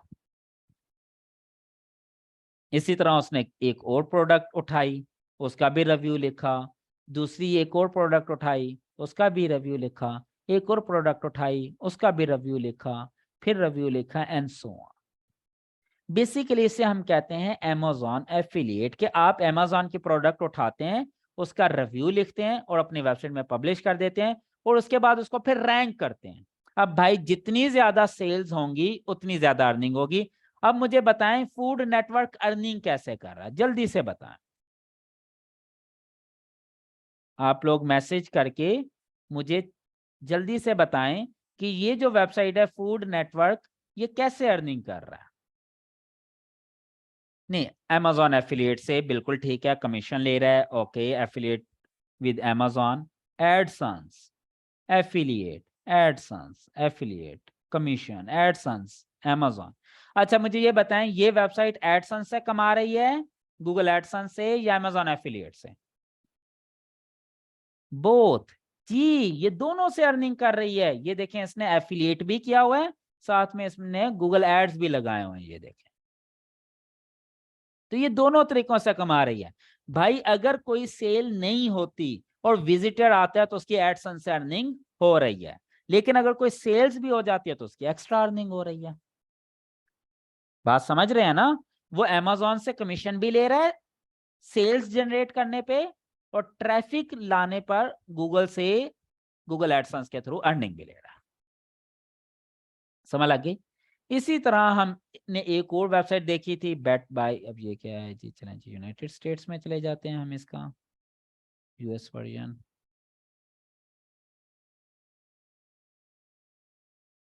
अच्छा, ये कॉमर्स है, ओके।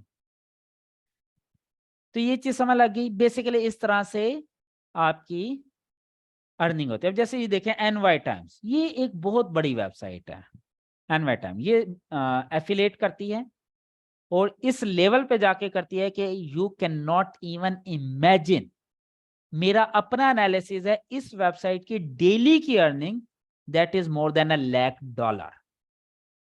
$1,00,000 से ज्यादा इसकी डेली की अर्निंग होगी, as per my own knowledge. जी, हैंड रेज किया हुआ है, एक मिनट जी, मैं बाद में लेता हूँ आपको क्वेश्चन। क्लियर होगी ये चीज? तो आपको ये भी पता चल गया कि बेसिकली Amazon एफिलिएट जो है ना, this is also the part of blogging. ये भी ब्लॉगिंग का हिस्सा है। क्लियर होगी? ओके।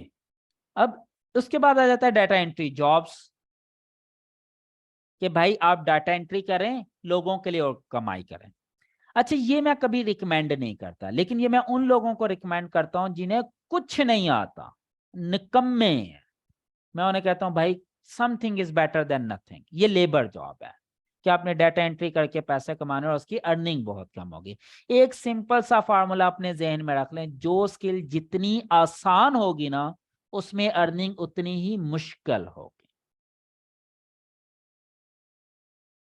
जो स्किल जितनी आसान होगी ना, easy to learn, easy skills difficult earning, difficult skills easy earning. ये फार्मूला अपने जहन में रख लें। आसान स्किल के पीछे भागेंगे ना, तो उसमें अर्निंग मुश्किल से होगी, और अगर कोई मुश्किल टेक्निकल स्किल सीख लेंगे तो उसमें अर्निंग बहुत आसान हो जाती है। ठीक है जी, बिल्कुल Syed Hasan, easy to learn hard to earn. ठीक है, ये फार्मूला अपने जहन में रखें। Easy to learn mean hard to earn. अगर कोई चीज सीखना आसान है तो उससे पैसा कमाना मुश्किल है, और इसका अगेंस्ट वही बात, hard to learn easy to earn. ठीक है, अगर किसी चीज को सीखने में टाइम लगता है, मुश्किल है, तो उसमें आपकी अर्निंग आसानी से होगी।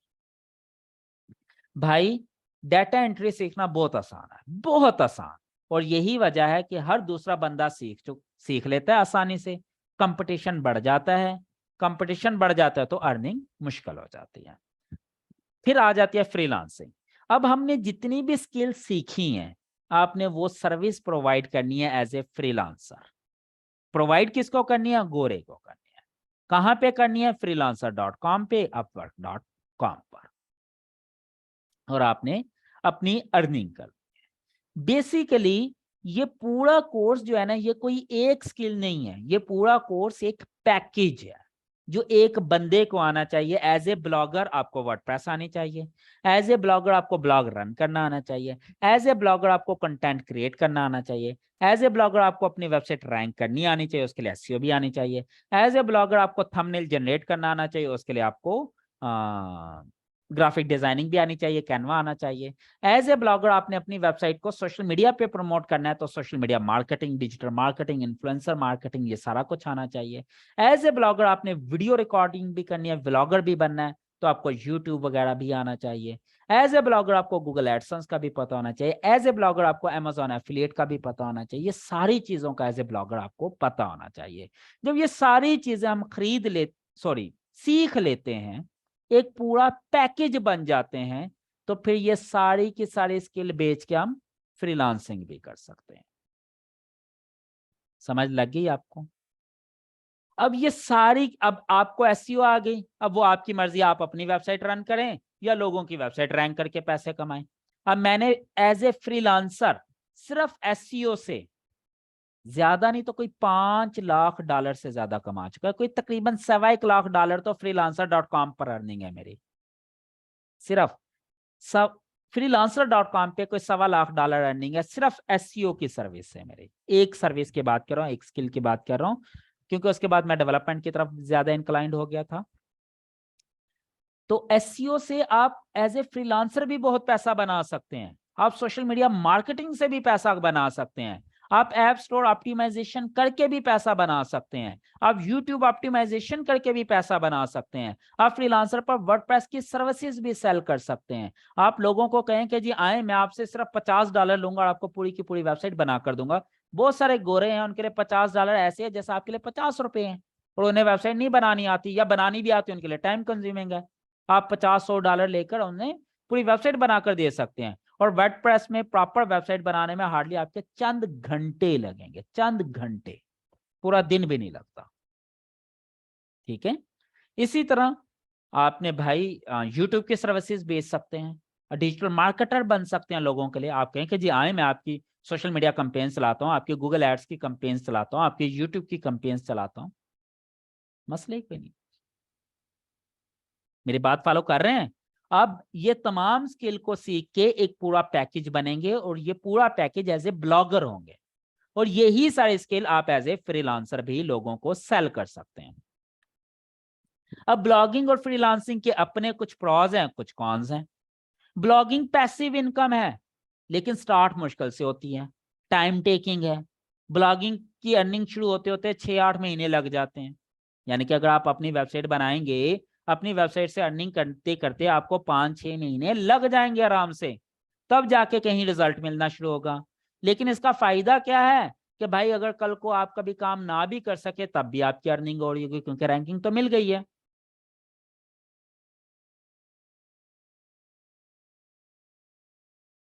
फ्रीलांसिंग में क्या होता है, क्विक अर्निंग है।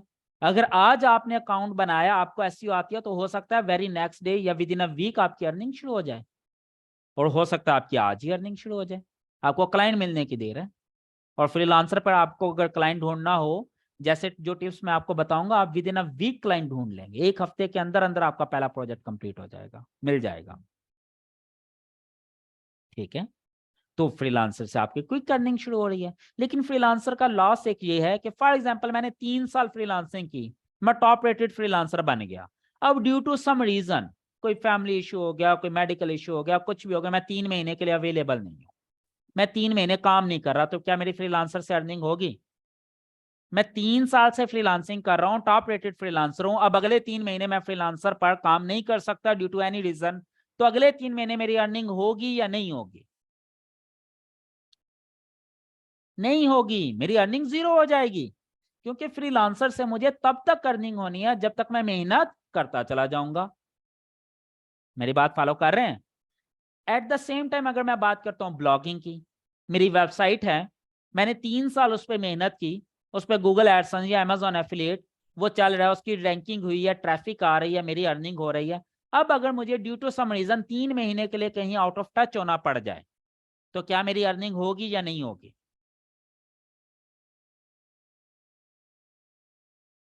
यस, होगी।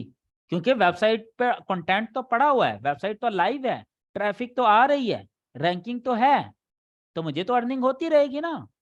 तो ये पैसिव इनकम भी है। तो ब्लॉगिंग के अपने कुछ फायदे हैं, अपने कुछ नुकसानात हैं। फ्रीलांसिंग के अपने कुछ फायदे हैं, अपने कुछ नुकसानात हैं। तो भाई हमें क्या बनना है? We have to be a trade of.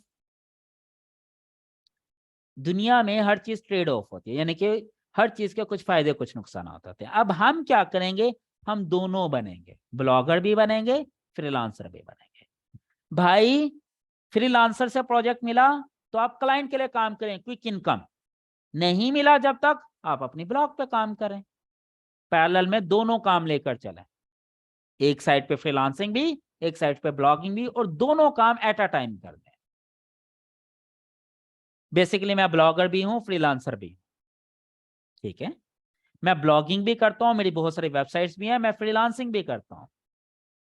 जब कोई फ्रीलांसर का काम मिल जाए, क्लाइंट का काम मिल जाए, तो पहले मैं क्लाइंट का काम करके देता हूं, क्योंकि मुझे डायरेक्ट इनकम होनी है उससे। जब नहीं मिल रहा होता, या मैं फ्री होता हूं, या मेरे पास अपना सफिशिएंट टाइम होता है, वही टाइम मैं अपनी वेबसाइट को देता हूँ, ब्लॉगिंग करता हूँ। अब अगर मुझे ड्यू टू सम रीजन कहीं जाना पड़ जाए 2 महीने के लिए, 1 महीने के लिए, हो सकता है मेरी फ्रीलांसिंग से अर्निंग जीरो हो जाए, लेकिन मेरी ब्लॉगिंग से तो अर्निंग चलती रहेगी ना। और अगर अकेला मैं ब्लॉगिंग पे डिपेंडेंट होके बैठा रहा, तो हो सकता है 6-8 महीने, 1 साल मेरी जीरो अर्निंग होगी स्टार्ट में, क्योंकि ब्लॉगिंग की अर्निंग शुरू होते होते 6-8 महीने लग जाते हैं। जी, आप multiple blog at a time चला सकते हैं, जरूरी नहीं है कि एक ही हो। आप 1, 2, 3, 4, 5, 10, 20, 50, 100, जितने आप हैंडल कर सकते हैं आप कर सकते हैं। ठीक है। हम मैं एक ऐसे बंदे को जानता हूं, पर्सनली जानता हूं, he is a professional blogger. वो सोशल मीडिया पे नहीं है, मेरी तरह गुमनाम जिंदगी गुजार रहा है, और उसकी 500 के करीब वेबसाइट्स हैं। He is a Pakistani. 500 के करीब वेबसाइट्स हैं और इसकी मंथली जो अर्निंग है वो तकरीबन $1 लाख के करीब करीब है मंथली, जिसमें गूगल एडसेंस और अमेजॉन एफिलिएट्स हैं। और उसने कोई तकरीबन 150 बंदों की टीम बैठाई हुई है अपने ऑफिस में। आप कुछ भी कर सकते हैं, ये डिपेंड करता है आपकी अपनी प्लानिंग पे। लेकिन स्टार्ट में हमेशा कहूंगा एक ही वेबसाइट से लें। स्टार्ट में एक ही वेबसाइट चलाएं, 1 2 3 महीने जब आप सारा प्रोसेस सीख जाएं, समझ जाएं, लर्निंग हो जाए, आपको कॉन्फिडेंस आ जाए, फिर चाहें तो 4 बनाएं, 8 बनाएं, 10 बनाएं, वो आपकी मर्जी है। लेकिन ये ना हो स्टार्ट में 10-10 वेबसाइटें बना लें, ना इधर के रहें ना उधर के रहें। ठीक है, ये चीज समझ लग गई आपको? तो ये आपको पता चल गया कि भाई ब्लॉगिंग भी करनी है हमने, फ्रीलांसिंग भी करनी है, और ये दोनों चीजें हम इस कोर्स में सीखेंगे। और इन दोनों के लिए जो सबसे ज्यादा इंपॉर्टेंट स्किल है वो कौन सी है? एसईओ। सबसे ज्यादा टाइम हम अपना एसईओ पे स्पेंड करेंगे। तकरीबन 70% टाइम इस कोर्स का सिर्फ एसईओ को देंगे हम। यानी कि 100 में से अगर 100 घंटे की क्लासेस में आपकी लेता हूं, एक एग्जांपल दे रहा हूं, तो तकरीबन 70 घंटे की या इवन इससे भी ज्यादा क्लासेस सिर्फ एसईओ की होंगी। क्योंकि अगर एसईओ आपने सीख ली, आप बहुत अच्छे ब्लॉगर बन जाएंगे, बहुत अच्छे फ्रीलांसर बन जाएंगे। बाकी चीजें तो बहुत इजीली आप सीख सकते हैं। समझ लग गई आपको इस बात की? उबैद कहते हैं जी मैं जिस बंदे के पास जॉब करता हूं उसके पास 100 से ज्यादा यूट्यूब के चैनल हैं जिसको हम मैनेज करते हैं। जी बिल्कुल, इवन आप खुद भी अपने कर सकते हैं। अब देखें ना, जो बंदा 100 से ज्यादा चैनल मैनेज करवा रहा है और आपको हायर करके बैठा, आपको पैसे भी तो दे रहा होगा ना, आपको तनख्वाह भी दे रहा होगा, बाकी लोगों को भी दे रहा होगा, खर्चे भी उठा रहा होगा, इक्विपमेंट का भी खर्चा होगा, सारे एक्सपेंसेस वो निकाल रहा है, वो अर्निंग हो रही है, तो ये सारी चीजें अफोर्ड कर रहे हैं ना। तो भाई ये चीजें बड़ी इजीली मैनेज होती हैं। लेकिन ये मैनेज तभी होती हैं जब आप खुद एक्सपर्ट हो, जब आप खुद इन चीजों को सीख लेते हैं, समझ लेते हैं। तो इस कोर्स का जो मेन मकसद है वो है ही लर्निंग। कि आपने स्किल सीखनी है, कोई शॉर्टकट नहीं है। मैं आपको ये नहीं सिखाऊंगा कि भाई 3 घंटे काम करें और 5,000 कमा लें, 3 घंटे काम करें और 2,000 कमा लें, नहीं। ये एक प्रॉपर स्किल है। मैं आपको कहूंगा अगर आपके पास 10 घंटे हैं तो 10 घंटे दें डेली। अगर आपके पास 15 घंटे फ्री टाइम है तो 15 घंटे डेली दें। अगर आपके पास 5 घंटे डेली टाइम है 5 घंटे दें। अगर आपके पास सिर्फ 2 घंटे फ्री टाइम है डेली का तो 2 घंटे दें। जितना टाइम आप दे सकते हैं दें, इस फील्ड को सीखें, लर्न करें, सीख के खुद अप्लाई करें अपनी वेबसाइट पे। जब आप अपनी वेबसाइट बनाते हैं तो आप ब्लॉगिंग की तरफ भी मूव कर जाते हैं। और जब आप फ्रीलांसर पर जाते हैं तो जब आपको कोई बंदा हायर करता है ना, वो आपसे पहले पूछता है भाई पहले अपना काम दिखाएं। आज से पहले आपने कोई वेबसाइट रैंक की है? आज से पहले कोई चैनल हैंडल कर रहे हैं? आज से पहले कोई पेज या कोई यूट्यूब हैंडल कर रहे हैं? आज से पहले किसी वेबसाइट की एसईओ की है? आज से पहले किसी वेबसाइट पे ट्रैफिक लेके आए हैं? तो भाई जब आपकी अपनी वेबसाइट होगी, आपने अपनी वेबसाइट पे मेहनत कर रहे होंगे, काम कर रहे होंगे, तो आपको वहां से अपनी वेबसाइट से भी फायदा हो रहा होगा। और आपकी अपनी वेबसाइट ही एज ए पोर्टफोलियो काम करेगी क्लाइंट के लिए। आप अपनी वेबसाइट क्लाइंट को दिखाएंगे कि ये देखें जी, ये मेरी वेबसाइट है या मेरे क्लाइंट की वेबसाइट है, इस पे देखें ये कीवर्ड रैंक हुए हैं, जाएं और ये कीवर्ड सर्च करें और रैंकिंग देखें। जैसे मैंने अभी आपको 2 कीवर्ड चेक करके दिखाए, याद है? एक यूट्यूब पर पेड एसईओ ऑडिट लिखा तो सबसे ऊपर मेरी वीडियो आई, क्योंकि मुझे पता था मेरी वीडियो रैंक हुई है, मैंने इसलिए सर्च ही वही किया। अगर कोई और कीवर्ड करता तो शायद ना रैंक हुई होती। तो इसी तरह जब आप अपनी वेबसाइट पे मेहनत करेंगे तो आप अपनी वेबसाइट के पोर्टफोलियो के तौर पे पेश कर देंगे क्लाइंट के पास कि ये लें जी, और उसे कीवर्ड बताएंगे कि जी सर्च करें और देख लें। और दूसरा मैंने आपको एग्जांपल दी पेंशन कैलकुलेटर की। प्ले स्टोर में गया और वो कीवर्ड सर्च किया और दिखा दिया कि टॉप पे जो पेंशन कैलकुलेटर रैंक हुआ है वो भी मेरी कंपनी का डिजिटल एप्लीकेशंस का। समझ लग गई ये बात? इसी तरह आप वेबसाइट पे जाएं और कीवर्ड लिख के सर्च करें और आप रैंकिंग दिखा दें। अब LGA1 के ही कुछ स्टूडेंट हैं जो अल्हम्दुलिल्लाह डेली के 8-8 10-10 हजार ट्रैफिक पे पहुंचे हुए हैं। यानी कि उनकी एक एक दिन की गूगल से 8-8 10-10 हजार विजिटर्स आ रहे हैं, क्लिक्स आ रहे हैं। और अभी उनकी वेबसाइट बने 3-4 महीने गुजरे हैं, न्यू वेबसाइट्स। तो ये चीजें मैटर करती हैं। आपकी मेहनत, आपकी एफर्ट, आपकी प्लानिंग, आपका एक इन्वायरमेंट मैटर करता है। भाई अगर आप वर्किंग नहीं कर रहे, सिर्फ टाइम स्पेंड कर रहे हैं, तो उससे कोई फायदा नहीं होगा। प्रैक्टिकली वर्किंग करनी है भाई। अपनी वेबसाइट लॉन्च करें, अपनी वेबसाइट के ऊपर वर्किंग करें, अपनी वेबसाइट पर रैंकिंग करें, अपनी वेबसाइट पर ट्रैफिक लेके आए। क्लियर हो गया? तो ये बाकी का कंटेंट हमने यहाँ लिखा हुआ है कि जो जो हमने पढ़ना है, करना है। तो ये टोटल सिनेरियो है अभी तक। आज ये बेसिक मैंने इंट्रोडक्शन दिया कि जो चीजें हमने इस कोर्स में पढ़नी है वो क्यों पढ़नी है और क्या पढ़ना है और ये है क्या चीज। एसईओ पढ़नी है तो एसईओ क्या है, क्यों पढ़ रहे हैं, क्या फायदा है, app store optimization, social media, blogging, freelancing, SEO, ये सारी चीज। ठीक हो गया? यहां तक कोई क्वेश्चन है तो आप पूछ सकते हैं। मेरे ख्याल में काफी है, या मैं मजीद आगे लेकर चलूं चीजों को? 10:30 हो गए हैं। अभी क्वेश्चन आंसर सेशन करते हैं। आज हम आपके क्वेश्चन ज्यादा लेते हैं जी। माइक पर क्वेश्चन पूछें जी। जिसने क्वेश्चन पूछना है हैंड रेज करें, मैं आपका माइक अनम्यूट करता चला जाऊंगा और आप वहां पर क्वेश्चन पूछ सकते हैं। जी वलीद। सर मेरा ये क्वेश्चन था, जैसे अमेजन अफिलिएट है, जी। तो सर अब जो लोग हम बेसिकली रिव्यू लिख रहे हैं ना, हमारी वेबसाइट है तो हम अफिलिएट एज अ रिव्यू लिख रहे हैं, तो सर हमें तो उस प्रोडक्ट का पता ही नहीं है, हमने खुद तो यूज ही नहीं की, तो हम कैसे रिव्यूज लिख सकते हैं? आपको सिखाएंगे ना, सिखाएंगे भाई। नहीं सर, यही तो अगर हम टेक्निक मतलब है। कि उस प्रोडक्ट का अच्छा बुरा बता रहे हैं लेकिन हमने वो यूज ही नहीं किया, तो फिर एक तरह से झूठ में नहीं आ जाएगा? मैं ये पूछना चाह रहा हूँ। देखें, एक मिनट। आपसे किसी ने जी पूछा, आपके सवाल का जवाब देता हूं कि भाई सांप अगर आपको डस लेगा तो बंदा मर सकता है या नहीं मर सकता, आप क्या जवाब देंगे? सर, मुझे समझ आ गई। ठीक है। समझ आ गई आपको? जवाब मिल गया। जी जी, अब आप समझ ये आ नहीं गई। कह सकते कि जी मुझे तो चूंकि सांप ने डसा ही नहीं, और अगर मैं कह दूंगा कि बंदा मर सकता है तो ये भाई झूठ हो जी जी, जाएगा। ठीक। जवाब मिल गया। जी जी भाई एक नॉलेज वो होता है जो आप अपने एक्सपेरिमेंट से लेते हैं, एक नॉलेज वो है जो आप सोशल एक्सपेरिमेंट से लेते हैं, लोगों के तजर्बात से सीखते हैं। ठीक ठीक। है? तो ये जी जरूरी नहीं है कि अगर मैंने माउस ये वाला यूज नहीं किया तो मैं इसका रिव्यू नहीं दे सकता, मैं दे जी, सकता हूँ। ठीक हो गया? ठीक है। Thank you sir. चलो ओके जी, थैंक यू, अल्लाह हाफिज। जी नदीम।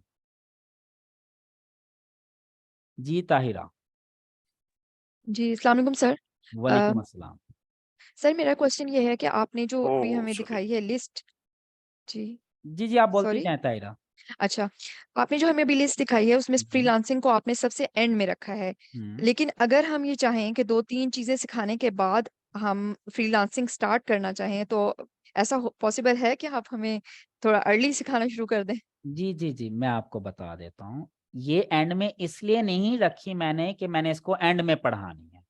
ये एंड में इसलिए रखी क्योंकि डिजाइनिंग के अकॉर्डिंगली ऊपर वाली चीजें लेंथी थी लिखने में, अगर ये वाला कंटेंट मैं नीचे लेके आता तो वो ओवरलैप करता है। तो ये ठीक हो इस गया सर। तरतीब से नहीं हम पढ़ेंगे। इसका मतलब ये नहीं कि मैंने जी, जी। 102nd नंबर पे पढ़ानी है। ये मेरी अपनी अलग ठीक, तरतीब होगी। ये तो सिर्फ ये बताया हुआ कि ये सारी चीजें हमने पढ़नी है। कवर करनी है। ठीक है, जी थैंक कवर। You sir, thank you sir, clear हो गया? जज़ाकल्लाह। मोस्ट वेलकम जी, अल्लाह हाफिज। जी नदीम। अस्सलाम वालेकुम। वालेकुम अस्सलाम। अच्छा सर, मेरे छोटे छोटे काफी सारे 1 2 3 4 तकरीबन सवाल पूछते हैं। जाएं, चाहे अच्छा 10 हैं, पूछते ठीक जाएं बस। ठीक ठीक। अच्छा, वो चीजें जो हमने मुनासिब वक्त के ऊपर ही मुनासिब सवाल करने चाहिए। तो हम्म, मेरे कुछ सवाल ऐसे भी हैं जो जितनी भी ऑडियंस है सुन रही, शायद उनके भी कोई बात नहीं, उसके आप हवाले पूछते से जाएं। जो आंसर हाँ। करने वाला होगा वो मैं कर दूंगा, जो नहीं करने वाला होगा वो मैं बता दूंगा कि अभी इसका आंसर नहीं और है। All right sir. अच्छा, मेरा एक सवाल ये है कि क्या हम अपनी साइट के मिसाल के तौर पर, यानी ऐसे उसको इम्प्रूव करने के लिए जब भी हम उसके ऊपर काम करते हैं, ब्लॉग राइटिंग करते हैं जब, तो उसमें बाज़ औक़ात बाय मिस्टेक या किसी वजह से जो बैड इम्पैक्ट होती है, यानी जिसने रैंक करना है, रैंक करने के बजाय जो रैंक हुआ है वो बैक पे आ जाती है, यानी ऊपर जाने के बजाय वापस आ जाती है, उसमें कोई इश्यूज क्या ऐसा इस कोर्स में हम ऑडिट। वो सारे इश्यूज को सीख लेंगे, जी जी, आई ऑडिट। मीन इस काबिल हो ऑडिट। जाएंगे? ऑडिट करना अच्छा। सीखेंगे। क्या चलें, ये तो एक हो गया जवाब।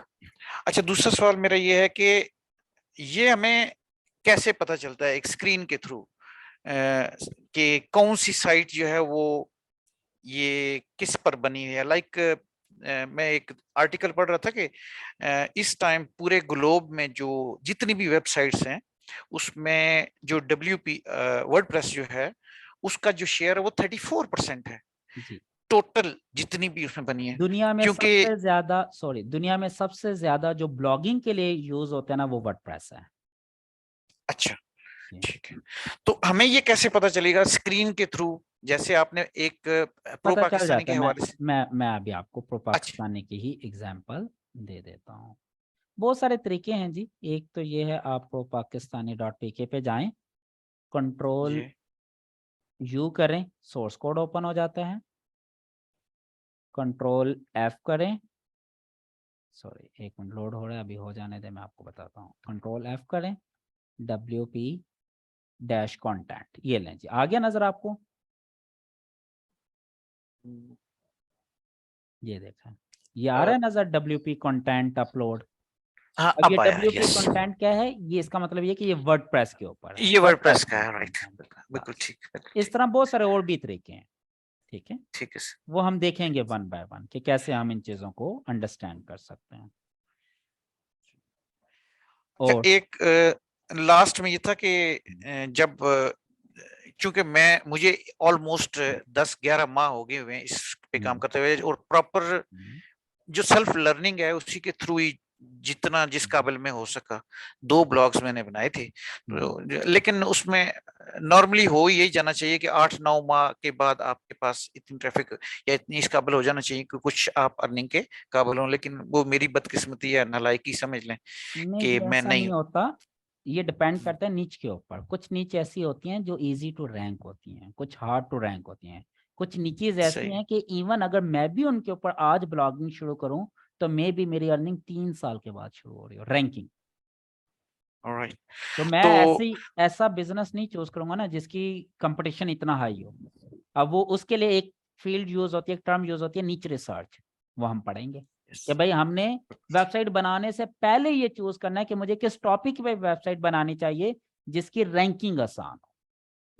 सही है, सही है। लाइक मुझे अब 6 माह के बाद रैंकिंग मतलब मेरे US में ऑलमोस्ट कोई 34 कीवर्ड्स जो है रैंक हुए, वो रैंकिंग करना ही आई मीन 6 माह के बाद आया सीखा कि वो कैसे सर्च की जाती है, उसका keyword difficulty each and everything जो उसे, तो उस क्या हम इसको कंप्लीट यानी जी जी, आपके इस सब कंप्लीट सब कुछ कोर्स के बाद करेंगे, सब कुछ ईच करेंगे, ओके, ईच एंड एवरीथिंग, बेफिक्र है।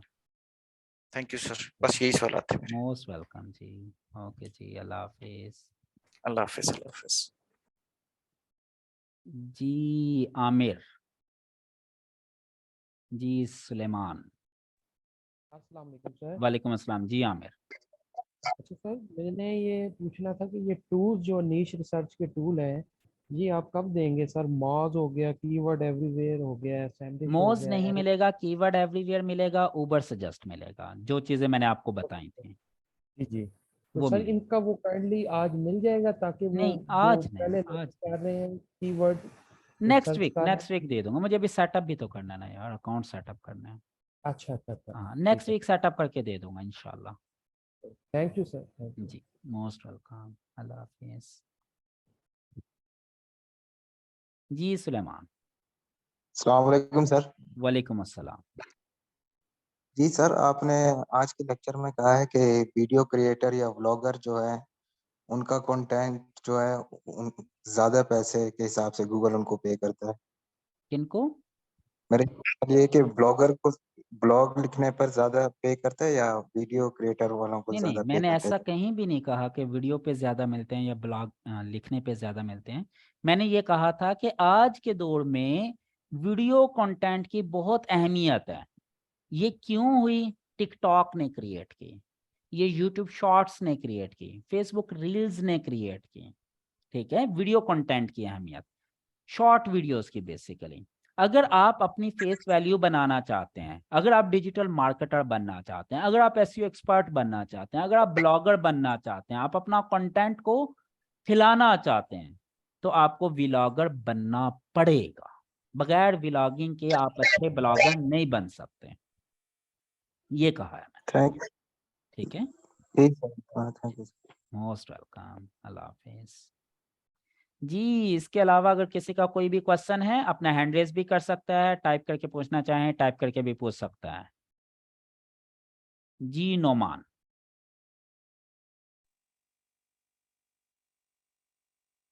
नोमान आपकी आवाज नहीं आ रही। अस्सलाम वालेकुम। वालेकुम अस्सलाम जी। नोमान सर आपने कहा कि मतलब ज़्यादातर वेबसाइट वर्डप्रेस में बनती हैं, तो मैंने जो सा आपका फ्री क्लासेस ली थी उसमें आपने कहा था मतलब जो ज़्यादा बेहतर वेबसाइट होती हैं मतलब कोड वाली होती हैं जैसे PHP या लारावेल में बनती हैं। दो चीजें कंफ्यूज कर रहे हैं। मैंने ये कहीं नहीं कहा कि बेहतर कौन सी है, मैंने कहा ज्यादा वेबसाइटें इस वक्त जो चल रही हैं दुनिया में वो वर्डप्रेस है। अच्छा, मजे की बात ये मैं आपको बता दूं कि मेरी जितनी वेबसाइटें चली उनमें से मोर देन 90% इस वक्त लारावेल के अंदर है। मैंने कभी वर्डप्रेस नहीं यूज किया था। वर्डप्रेस यूज करना मैंने अभी कुछ माह पहले शुरू किया, चंद महीने पहले। उसकी रीजन क्या है वर्डप्रेस पर जाने की? उसकी रीजन ये है कि जब आप फ्रीलांसिंग पे काम करते हैं ना, फ्रीलांसिंग पे जाके एसईओ करते हैं या सर्विसेज प्रोवाइड करते हैं, तो मोस्ट ऑफ द टाइम आपके क्लाइंट की वेबसाइट वर्डप्रेस में होती है।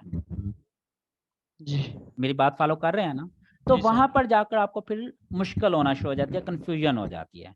या दूसरी चीज ये है कि आपके पास चूंकि मेरे पास डेवलपमेंट की टीम है, तो मेरे लिए तो कोडिंग में या लारावेल में वेबसाइट बनवाना बहुत आसान है, मसला ही कोई नहीं। I have many developers, I can do this very easily.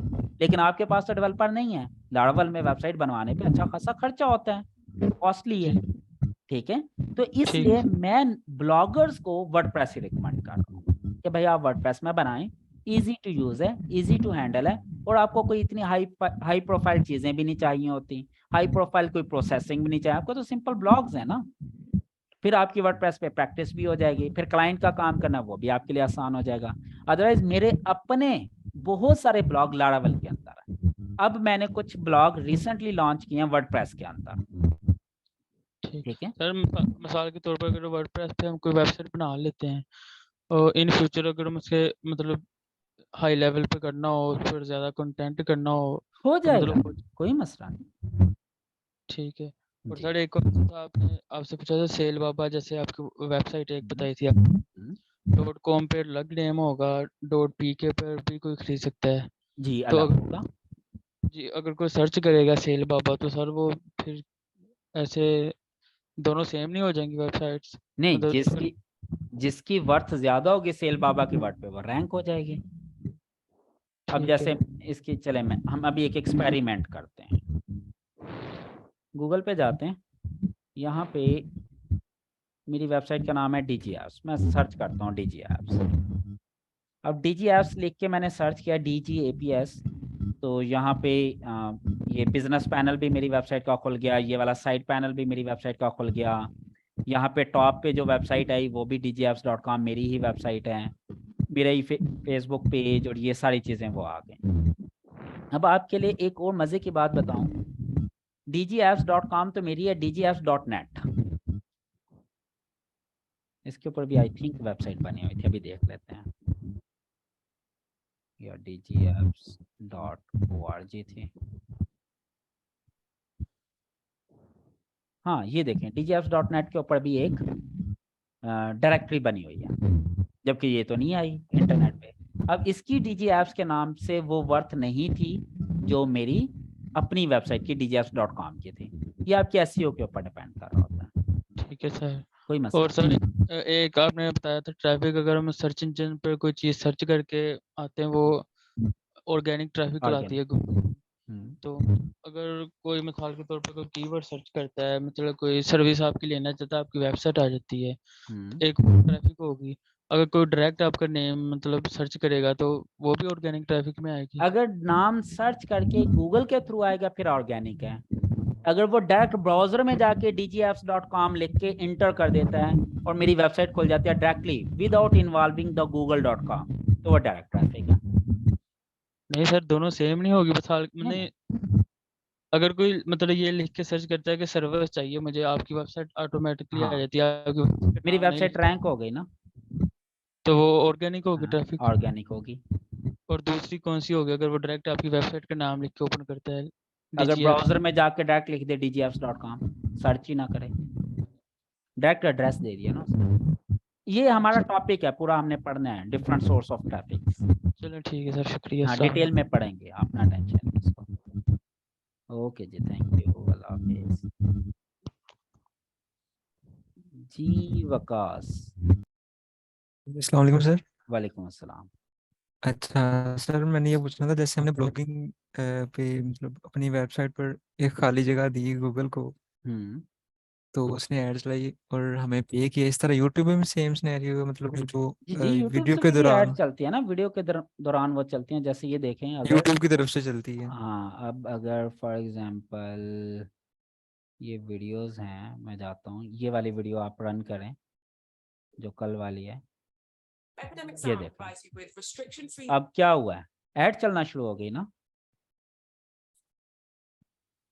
ये इसके ऐड की। अब ये जो ऐड चली थी ना, इसकी अर्निंग होती है। जी ठीक है। समझ लग गई? जी सर।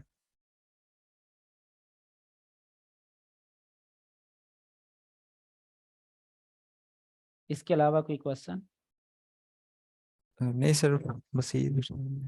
अच्छा, स्क्रीन शेयर की या बगैर शेयर की, मैंने वो बता दिया। अच्छा, बहरहाल यूट्यूब ओपन करते हैं ना, तो वो वीडियो में जो एड्स आना शुरू हो जाती हैं, तो उसकी अर्निंग होती है उससे भी। क्लियर हो गया ठीक है वकास सर। आपको? जी जी सर, हो गया। ओके, थैंक यू, अल्लाह हाफिज जी। अली रजा, अस्सलाम वालेकुम सर। वालेकुम अस्सलाम।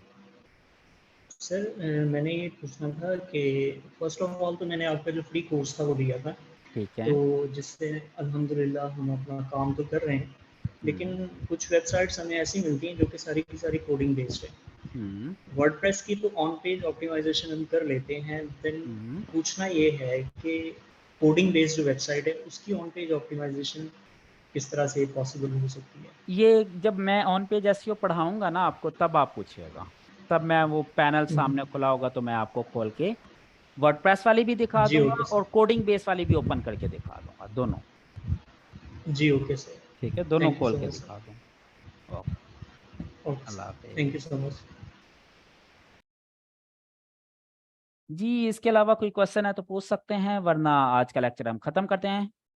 फिनांस और इंश्योरेंस की नीच ब्लॉगर को एडसेंस देता है, ब्लॉगर को स्पॉन्सर मिलता है, गूगल डिस्कवर को कैसे ऑन करें? जब डिस्कवर पे जाएंगे तब देखते हैं सर। ऐड क्लिक करने पर एडसेंस पे करता है या आर्टिकल पर क्लिक करने से? दोनों तरीकों से मिलते हैं हिबा। एक होता है सीपीएम, इम्प्रेशंस के, कि जितनी दफा ऐड व्यू हुआ उस पर चाहे क्लिक हुआ या नहीं हुआ, उसकी भी अर्निंग होती है, और जब क्लिक होता है तो उसकी अलग से अर्निंग होती है। इंप्रेशन की अर्निंग कम होती है, क्लिक की अर्निंग ज्यादा होती है। ओके, एड्स पर सीपीसी,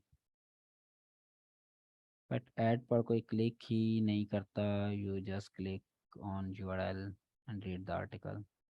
जी, तब भी अर्निंग होती है अगर क्लिक ना भी हो। वैसे होते हैं क्लिक, नहीं ऐड पर क्लिक करता है नहीं तो इम्प्रेशन व्यू पर भी अर्निंग होती है। जी बिल्कुल, सीपीएम। सर ब्लॉगिंग में ज़्यादा अर्निंग है कि ब्लॉगिंग? ब्लॉगिंग में जी, ब्लॉगिंग मेन चीज़ है और साथ में ब्लॉगिंग भी डेफिनेटली।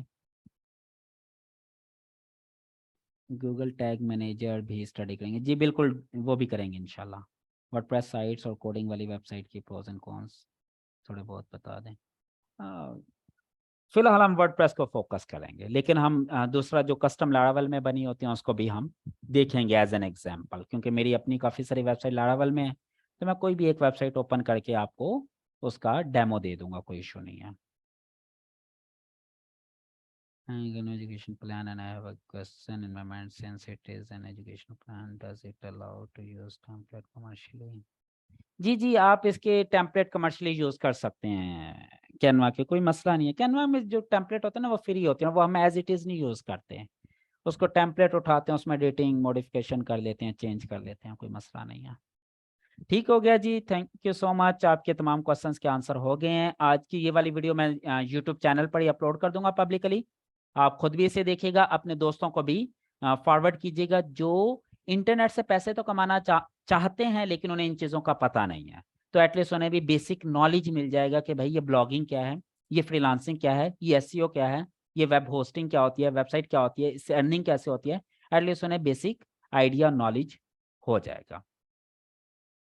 क्वेश्चन है जी, if we learn SEO on WordPress would it be able to tackle SEO of custom. जी जी बिल्कुल, एसईओ तो वही है ना, टैकल इम्प्लीमेंट अलग तरीके से कर रहे हैं ना, है तो वही चीज, वो आप कर लेंगे, इजीली कर लेंगे, वर्डप्रेस पे भी कर लेंगे और दूसरी जगह भी कर लेंगे। जी यूआरएल पर क्लिक करने से भी अर्निंग होगी। ठीक हो गया जी, थैंक यू सो मच, अपना ढेर सारा ख्याल रखिएगा। जाते जाते हैंड रेज कर दिया है जी अली रजा। सर अस्सलाम वालेकुम। वालेकुम अस्सलाम। सॉरी सर जी जाते जी हुए कोई नहीं डिस्टर्ब कोई नहीं किया। कोई नहीं कोई नहीं, आप पूछें। Thank you sir. Sir kindly CPM के बारे में थोड़ा बता दीजिए, क्योंकि यहाँ पे काफ़ी ज़्यादा लोग जो हैं वो सीपीएम तो कर रहे हैं, और रिसेंटली सर तनवीर साहब की एक पोस्ट मैंने पढ़ी थी कि that's not pretty much fine way to sorry earn through, let's, क्या था? कि ये कोई अच्छा वे नहीं है गूगल से अर्न करने का, ये सीपीएम जो है it is like something tricky. नहीं जी, हम इसके ऊपर पूरा लेक्चर होगा हमारा, फिर हम इसको डिस्कस करेंगे डिटेल में, मैं बताऊंगा सीपीएम क्या है। देखिए उसमें भी डिपेंड करता है, सीपीएम अकेला नहीं होता, सीपीएम के साथ एक और टर्म ऐड होती है सीपीसी। सीपीसी की ओके बेस सर। पे सीपीएम कैलकुलेट हो रहा होता है। ये काफ़ी सारे कॉम्प्लिकेटेड चीज़ें, अभी वो बेसिक चीज़ें नहीं मैंने आपको पढ़ाई तो ये मुश्किल हो जाएगा। अब एक चीज़ की ओके सर। एडवर्टाइज़र ज़्यादा है उसका सीपीएम हाई होगा, एक के एडवर्टाइज़र बहुत कम है उसका सीपीएम कम होगा। जिसके एडवर्टाइज़र ज़्यादा हैं, जिसकी एडवर्टाइजमेंट हो रही है, उसकी अर्निंग भी जी ज़्यादा सर। होगी। ठीक है, जिसका रेट जी हाई सर। है, देखें अगर मैं गूगल को ज़्यादा पे कर रहा हूँ तो गूगल आपको ज़्यादा पे करेगा एज ए पब्लिशर। एग्जैक्टली। ठीक थैंक है, यू सर। हाँ चलें जी, thank you okay. Sir. Thank you जी, अपना ओके ढेर सर, सारा ख्याल अल्लाह रखिएगा, हाफिज़। अल्लाह हाफिज़। ओके जी, थैंक यू सो मच, अपना ढेर सारा ख्याल रखिएगा, अल्लाह हाफिज़।